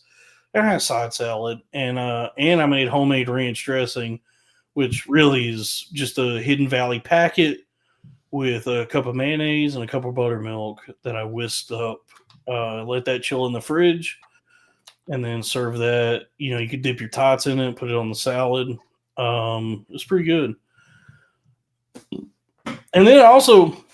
Oh, I was trying to say this earlier. So I've been thinking about buttermilk lately. Miguel, I've been thinking about buttermilk. You know about buttermilk? I was watching a couple months ago. I was binge watching through Boardwalk Empire, and there's this scene in season 1 or 2 of Boardwalk Empire when Michael Shannon's character works for at the time it was called the Bureau of, I think it was called the Bureau of Internal Revenue, or it was the feds at the time. Sure. That investigated like bootlegging and the sale of alcohol and all that. The bad guys in the show. Yes. And so he is the main guy cracking down on booze. And there's a scene where he is like treating himself and his wife to a fancy dinner at this restaurant in Atlantic City. And so the waiter tempts them. He's like, "Would you like some libations?" And he tempts them with some booze. And because Michael Shannon is a teetotaler and he's a fed, he's like, "I'll have an ice cold glass of buttermilk." That's what he orders. And that got me thinking, like, wait, were people just drinking straight buttermilk at some point? Like, is that a thing that people do or did? It's just milk and vinegar, right? Yeah, and so then it's not butter. And then it's, dude, seriously, I think it's just milk and lemon juice. Lemon juice. Sorry, my AI just turned on the camera. I'm trying to. I don't know why it's doing it. And so then I was watching the Coen Brothers True Grit a couple weeks ago, and there's a line in the movie where Jeff Bridges says to the girl, he's like, "All I got is whiskey. I don't have any buttermilk for you." I was like, damn, kids were drinking just fucking buttermilk. Like, is it delicious or something? Yeah. And so You then ever had buttermilk pancakes? It sounds no. I've used it as an ingredient. I've never drank it straight. So tonight I got it for my ranch to make my ranch dressing, and then I said I'm gonna try whatever this is that people were doing in the 20s, just drinking straight buttermilk. So I poured me a glass of buttermilk and I drank it. It's pretty good. It tasted like Hey guys, check out drinking buttermilk. Have you guys buttermilk? It tastes like have you ever had kefir, the cultured like yogurt drink? Not in a long time, but I have, yeah. It tastes a lot like kefir. Like it's like a very tangy. No, I think Greek is the most cultured yogurt I've had. It tastes kind of like that. Like it's kind of a sour, tangy milk product, and it's very thick. And it kind of reminded me of like drinking like one of those Turkish kefirs, or even it was like it reminded me of like a yogurt drink, but it's definitely like thicker. It's like richer, I guess, but it wasn't bad. It sounds like it'd be disgusting because I've only ever used it as like an ingredient in cooking, you know? Yeah. And you know, it's not like you wouldn't drink just straight heavy whipping cream, which I have done before. Yeah, obviously, you're gonna try it. Yeah, obviously I'm gonna try it. And honestly, it's really not that bad. It's not, yeah. But buttermilk is like something where I was like, oh, I could drink a glass of this a night. This actually ain't that bad. So I looked it up online. Apparently, one of the ways that people native to like countries like Bulgaria or whatever, where they do culturally still like drink it quite a bit, is one of the ways people like to drink it is with like cracked black pepper in it. So I gotta try that too, dude. I thought you were gonna say apparently Thomas Jefferson died from drinking an entire glass of buttermilk because it something with his stomach. So no, I think he died from just milk, vinegar, and pepper. Well, no, buttermilk, lemon juice. I was buttermilk is a milk product. I think the way you make it is you just take milk and put like lemon juice in it and let it sit out in the sun for like 10 minutes. It's like penicillin. I guess it's like dude, I'm drinking penicillin. It's basically curds in a way, but you don't finish it. You're saying you're gonna be Little Miss Muffet. I'm Muffin maxing. Dude, I'm Muffin Man. I'm the Muffin Man. You said me use my curds away. No, I think that's how you make curds and whey is like you keep doing it, heating it up until it separates, but you can just put it in there to begin with. And it's just putting it like an acid in it. Curds and whey sounds disgusting. Is it just like cottage cheese or cheese? Yeah, it's basically skim milk and cottage powder. Cheese. Yeah. It's Jocko protein powder. Because curds is like when the milk goes bad. Like if you ever accidentally have curds, it's because you're panicking. What's a simulacrum and what's curds? But I think when you purposely make and what the fuck does fungible mean, dude? What is fungible? Welcome to dude. This is what's so much fun is not looking it up, and then maybe the chat looks. Look it up, and freaks dude. out. Look it up. It will make you more confused. Look up the word fungible. No, I know it does fungible. not make sense. I swear to God, the description, the definition of fungible does not mean anything. It says here, a curd is obtained by coagulating milk in a sequential process called curdling. It can be a final dairy product or the first stage in cheese making. Yeah, so when you put it on the stove, right, from my understanding, and you add like a vinegar or lemon juice and you're mixing it in the heat and you pull the curds off the top, you can turn that into a cheese or like a cottage cheese, depending if you press it or whatever. And then what's left over is the skim milk, right? And what's going on between these guys in Turkey? No. The curds? Curds and turkey, yeah. And it says here, whey, also known as milk serum, is the liquid remaining after milk has been curdled and strained. It's like the yellow part that's like on top. Is that what all the protein's grossest at part? too? It's the part that smells like shit. That's why drinking protein makes your farts smell like Yeah. dickhole. Well, the protein powder I drink is vegan. So. Well, not me. I drink whey protein every time. That's why. Yeah, I that's drink all the about difference between us. Jocko brand. If you want to be 50, you No, stop I just eating get the animal regular, products. the one You look that like is. this, and you eat pea protein. Pea protein's the best. Dude, do you think I want to look like you? Oh, I don't change mean it. to Hey, rewind the tape. Let's go back and watch us live stream. And you were just telling me that I was. Somebody was telling me that I look good for 50, like an hour ago. You do look, yeah. You like you're For in 50. You identified that you were 50. I spry didn't and say that you youthful, look good. do, like Somebody in chat then. Rewind the tape. dude, that's what I thought. Dude, I went and saw that movie one battle after another, and like they're all throughout the movie. It was so like startling. It was so stark the way how Sean Penn. By the way, great performance by Sean Penn in the movie. He looks like dog shit. Good actor. Check out Sean Penn, guys. Check out Sean Penn, guys. In his face, he looks so fucking old and haggard, and his voice sounds like he just sounds like cigarettes. Like how old is he? Like 70? He's 65. He looks like hot dog shit. He's been negotiating the Ukraine war. Yeah, he's been negotiating wars forever, dude. But under a lot of pressure. He's 65, and he looks like, yeah, he just looks so like worn, like Is it a good movie? It's really good. I know there's a leftist podcast. This is a problem. Paul Thomas Anderson makes boring movies. That is just true.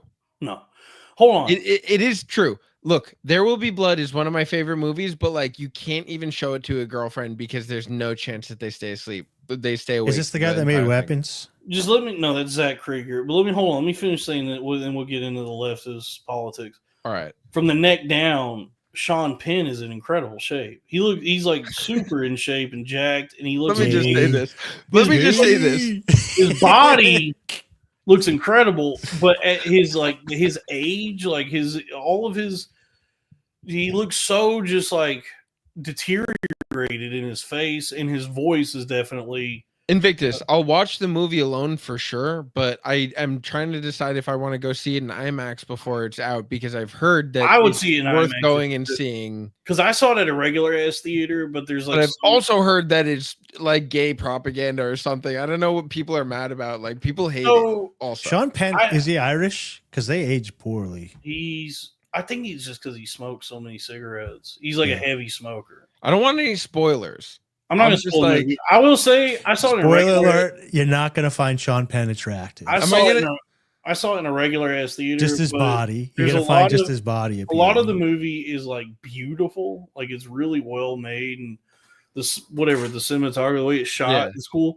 And then because it is like, it's an action movie, but it is a Paul Thomas Anderson action movie. Yeah. So glean from that what you will. But there are the moments where it gets into like the landscape of whatever part of California they're in. That all those sequences, I'm like, this probably would look awesome in IMAX. All right. So I do think it would be good to see that. But I mean, just any. I like movies. I like going to the movies. I like movies. Did you go to the theater? I did. I like to, but it is. I think it's only still in theaters, right? Yes. Let me ask you a question. It's on the cusp. It's on the cusp. It's like going out, and like it's either I watch it like this week or I watch it on streaming. It's about to get pushed out by Tron Ares, but they're probably gonna I swear to God, whoever keeps fucking putting 30 Seconds to Mars in movies, I swear to God, and you know what sucks, man, is I went on Spotify and I listened to that soundtrack because 9 Inch Nails did the soundtrack. The soundtrack is fucking awesome. I bet. I bet visually it's so cool, but I cannot watch a movie of whatever that fucking guy's name is. Jared Leto. Yo, I hate him. He was a good in Fight Club. When he gets his ass kicked in Fight Club. Righteous Bucks from Howling Labubu. Thank you. $20. Thank you. So yeah, I think that one song was sick. Come rape me, Dad. You know? What? Come jizz in me. Jizz in me. I am burying dudes. Come in my ass. You're feeling me. I am coming on, dudes. No, anyway. I hate Jared Leto. I cannot watch a movie with him in it. I don't think I will be able to watch Tron. I mean, Dallas Buyers Club was pretty good. But yeah, he fucking sucks. But yeah, One Battle After Another is like, it's good, man. I think like a lot of the issue that the rightoids, the Groypers have with it is its politics. Because it is a very like politically minded, politically motivated movie. But if you remove the leftist nature of the here's my fear. You saw the vampire one? Morbius? No. Sinners.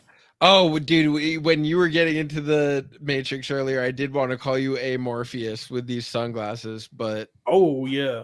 Yeah. I've been called Morpheus. I've also been called the Cinnabite. No, Amorpheus. Oh, That's good. No, but the Sinners. Yeah. Yes, I didn't like it. You didn't like it? I didn't like it, and people? I just thought it was not that a very good movie. It would have been better. It was dumb. Like the thing is, like, and horror movies are supposed to be, but like people treated it like it was like a very like cool and intelligent movie, and I was like, no, it's not. Oh yeah, that's a simulacrum, dude. Because my perception of the movie was definitely influenced going into it by not just the commercials, but what people were saying about it. And I think it would have benefited from me knowing nothing about it, especially that there were vampires. If I went into that not knowing that it was a vampire movie, that would have been awesome. That just a vampire show up at one point. I did just trick my girlfriend into watching From Dusk Till Dawn. That's exactly what I'm thinking about. It's like that movie. And she didn't realize what it was getting. I people had told me it was From Dusk Till Dawn, and I saw it and I was like, no, it's gay. No, it's black people, so it's From Dusk Till Dusk. Anyway, it's jazz and like it was so self dick sucky that it was like it wasn't From Dusk Till Dawn. From Dusk Till Dawn is so stupid that it's sick, you know? Yeah, I enjoyed Sinners. I thought it was fun. I mean, I thought a lot of the like what is the word? The progressive nature of it, or the way it's trying to be like culturally important. I don't know how I feel about it because I felt like as a movie made by a black guy that is portraying or trying to say something about like the black experience or whatever. I don't immediately rule that out as just like libtarded, stupidity, woke trash. But I think people probably put too much importance onto that. Like, instead of just the problem is it's not that like I associate with libtarded trash. I just go like, this is dumb. It like it, you know what I mean? Like I thought that you were gonna say like when I see that I go, well, I just don't think about it. No, in which case, like then the movie, if you're just watching it without like thinking about the parts that are like the thing where it turns into like it's also Chinese people, you know? Oh, yeah. Well, that was cool. Oh, dude, how do Chinese people have any influence on jazz? Because they play the violin. Like what are we talking about? They might have made the violin. White people had way more influence on jazz than Chinese people. We can't just. I don't think it was their influence on jazz. I think it's just that there were Chinese people back then that lived in Mississippi. I don't know. The whole scene of like, okay, soul music is the heart of all of music. I don't know. Maybe I thought too much. I was taking a lot of doubt. Your blood didn't start pumping when they started doing that Irish jig. Yeah, I loved it, dude. I was that like, was this awesome. Is good music. This is good music that these guys have. These guys are vampires. Maybe we should tag in. When he forced the black people to do Irish music, that was cool. It was awesome. Yeah. I mean, yeah, very good. I like Sinners a lot better because there's the other movie that got put that like that kind of like social importance was put on it was Get Out, and by the time I saw Get Out, I was like, well, this is like an okay movie. Yeah, and all the things I don't like about this movie are like the social commentary parts of it, because Right. the premise itself of like a sci-fi horror, Yeah. like this And sort of even like sci-fi the horror surface premise. level of the commentary is like, okay, sure. Like, you know, white guys like to watch black athletes and be like, oh, that's American athletes, you know? I get it, but Sure. Here's what I'll say about One Battle After Another is like it is a libtarded, libcuck movie, but its messaging or its politics are not as explicit or clear as people think they are, because I think people have this like knee-jerk reaction to the way the revolutionary, whatever the group is in the movie that's like the revolutionaries. I like Peacemaker. Peace. I Yeah. wasn't, you know, people on Twitter, I guess, are mad that Peacemaker is libcuck. Oh, because they went to a Nazi planet and they're like, Nazis are bad. And everybody on Twitter is like, how dare you? More of this woke trash.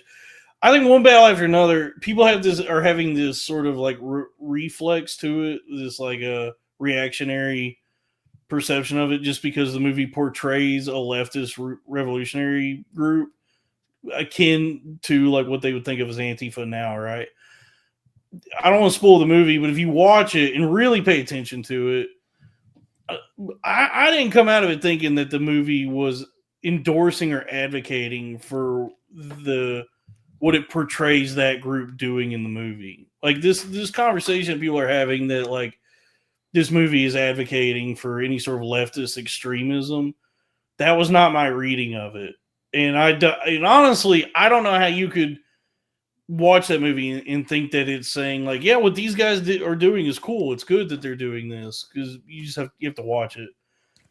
So you know, the waters get kind of muddied for a movie that is like, I guess, overtly leftist in its nature, but it doesn't. I think at its core, it's a movie. It really, its core, it's a movie about a guy trying to save his daughter. So it's like, remove the politics from it, and if you watch it as like a, you know, the Paul Thomas Anderson basically killed Charlie Kirk. Yes, that's pretty much what happened. It's like if you watch it, then I will watch it. If you watch it for the journey of that the characters go on, it's a movie about Leonardo DiCaprio, who's middle aged and kind of worn down and has not been active for many years as this like revolutionary figure. All of a sudden is thrown back into the action, and it's not to affect any of the change that they were trying to affect as this revolutionary group. He's just trying to save his daughter. And so that's like the heart of the movie. And then that's all couched in the periphery of that is this sort of like leftist reading. But I think it's more nuanced than like Ben Shapiro being like, this movie is endorsing leftist terrorism, which it's not. I've been offline. I'm fine if it is. I love domestic terrorism. I've been offline all week, so I haven't been on X, but I didn't hear that it was left wing. I heard that it was just like anxiety porn. That basically the whole movie is like heart pounding. That's actually where the movie really succeeds. That's the best part of it. The score, I don't know who scored the movie, but it felt like it was pretty persistent throughout the entire fucking movie. Is this like some piano thing happening that's this very like anxious piano melody that like underlines everything in the movie. Like just every scene is scored with this like some fucking piano riff that's going on that makes you feel so tense. And that to me is a good movie though. Like Fargo, I loved it. Or even Mission Impossible Ghost Protocol. Just the feeling of like there's an impending doom on like behind every scene that it's like the movie the pacing of the because it's like a fucking 2-hour 45-minute movie. Yeah. The pacing of it and the constant because it really is one battle after another. So the constant like raising the stakes of everything, like ramping it up and the elevation of like this anxiety that you're feeling. And I think the score is what really achieves that really well. It does not feel like a 3-hour movie. Like it goes by pretty quick. So it's That's my question for people nowadays. Did you pick up your phone during the movie? No, I don't do anytime I go to a theater, phone off. The phone So if you can make it through the movie with your phone off, I do the same thing if I go to the theater, then I think it's a good movie. A lot of people can't get through a movie without going to their phone. I loved it. And it's like Paul, I don't think Paul Thomas Anderson is ever going to make anything that I would think of as a bad movie. Just like you said, he might make something that's boring maybe. Yeah. But he's such a like capable filmmaker. I mean, and he's not like an art house filmmaker. So it's like the movies he makes, he definitely wants people to enjoy, like a broad audience to enjoy them. So I don't think he's ever made anything that's like a bad movie. They're for ladies? They're not for ladies. They're not. I thought you said they were broad movies for a broad audience. They're for sure actually I not for a misunderstood. broad audience. Okay. They're actually exclusively not in my experience. Yeah, you need to see because I don't want to spoil it for you. But it is. But to respond to Invictus, right where I am in my life right now, I can't go to a movie by myself and not have to like get in an argument about it. So I have to convince her to come to the movie with me, and it has to be good enough that I don't have to like convince her to not be on her phone. Yeah, that would be annoying. Drew wants to listen to yakety sax. Yakety sax, don't talk back. No, yakety sax is the saxophone thing. I guess we could listen to yakety sax. I had the other thing pulled up, but we can switch over. Damn, dude, I keep getting these nail bed infections. Like, where like the tips of my nails, like will hurt. Like it's painful. And then if I pull back on the top corner part on the edge of my nail, if I pull it back, like all this pus comes out. I don't know what's causing that because I've stopped biting my nails. He basically wants the Benny Hill thing, right? Yeah, I don't know what's causing that, but it really hurts. Is that also from doo-doo? Is that from doo-doo ass? Maybe you were cleaning out the doo-doo from under your nails when you were biting them. Maybe. Yakety sax. Did you pull up yakety sax? I remember I had a friend in 4th grade that would still suck his thumb. And I remember teachers telling him that he would shit out worms because of thumb sucking. I guess I keep getting like doo-doo sicknesses. Or the opposite now. I need to stop scratching my ass with my pus-filled fingers and rubbing my eyes with them. Yeah, that's probably true.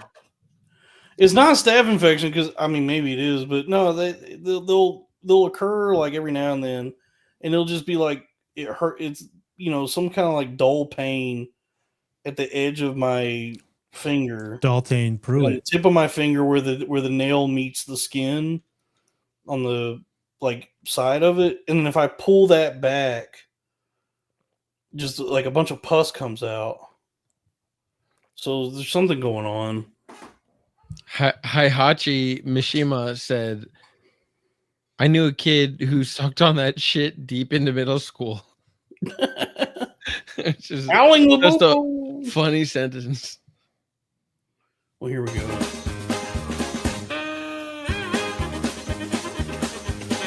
All right, grab a Gatorade.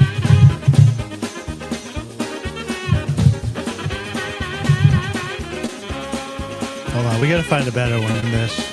No, this is good. I want to find one with the naked ladies getting chased around.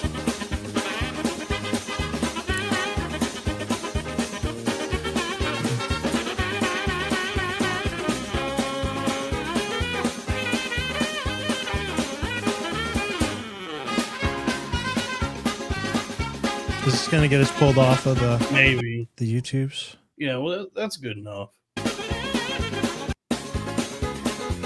let me see if I can find one. We can also do this. Man, Put me back up again. What's this? Oh, Sean Penn. Righteous Bucks. Most of them are derelicts, Greg. They sold their bodies to medicine for money. About $30, I think. 25. Righteous bucks. This gentleman here is named Arthur. Arthur was good enough to die last week of heart failure, and we are Dude, that hair is fortunate friggin' great, dude. Right here. That's a hell of a hair, dude. Nice. That's fun. Righteous Bucks that's a funny we are line. fortunate enough today to view his body in its pristine state.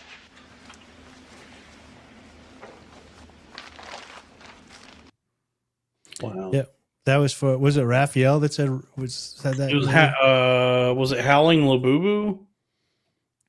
Can't remember. Yeah, it was Howling Howling Labubu. Labubu. There's a lot of Howling variants now. He's spawned a Howling army. Let's see if I can find some. Yeah, I think I found one. No, I think where's Benny Hill chasing ladies, dude? That's what we need to watch. The teacher in that scene, shit, man, is not Jeffrey Tambor. It's shit, man. What's that guy's? What's that actor's name? Oops. Vincent. I forgot the name. I bet if I go on Google and type in not Jeffrey Tambor, that's how I know him. Yeah, here we go. It says here Jeffrey Tambor is not the guy from Ghost. So I was right that I'm not the only one who's had that thought. I know who that guy was not as well. Shit, man, what's that guy's name? It's Vincent Chiavelli. Vincent Chiavelli is the actor's name. Nice. The guy who's not Jeffrey Tambor. Shout out to Vincent, friend of the show. Yeah. So there you go. This is what I voted for. Thank you, Howling Labubu. Yeah, I mean, if you're right wing, you're welcome here. I mean, you're welcome to, tune into everything we do at the network and join in the live chat, give super chats. But is Howling Labubu Dan Mullen? I think it's Dan Mullen. Yeah, probably. Yeah. Shout out Dan Mullen. I'm open to any and all discussion and opportunities for achieving unity with my brothers All and right, sisters. this is your arena of ideas. Shout out to friend of the show, Tom Woods. Tom Myers. I should gotta reach out to Tom, see if we can get him on the show for Saturday Night Hang. With all this political stuff going on, we really need to call in a correspondent so we can ask him some questions. Hosako Cat is pumping back up, actually. So, you folks, you missed the dip. Welcome back, Runaway Slav. You missed the dip on Hosako Cat. Solana stock index is still at a pretty good dip. The ticker on that is SSX. Cornfed Financial Corner, everybody. This is Cornfed financial advice. This is financial advice. XBT is still on a good dip. Everything's holding a good floor. In liquid, lizard, blub. Actually, the Sui ecosystem is bleeding out. Sui ain't doing good. Is that your ex-wife? Sui. So, it's only 2 a.m. here in the building. My building. Solana itself quiet just dumped from fucking So I was at like 230 Chinese dentist time.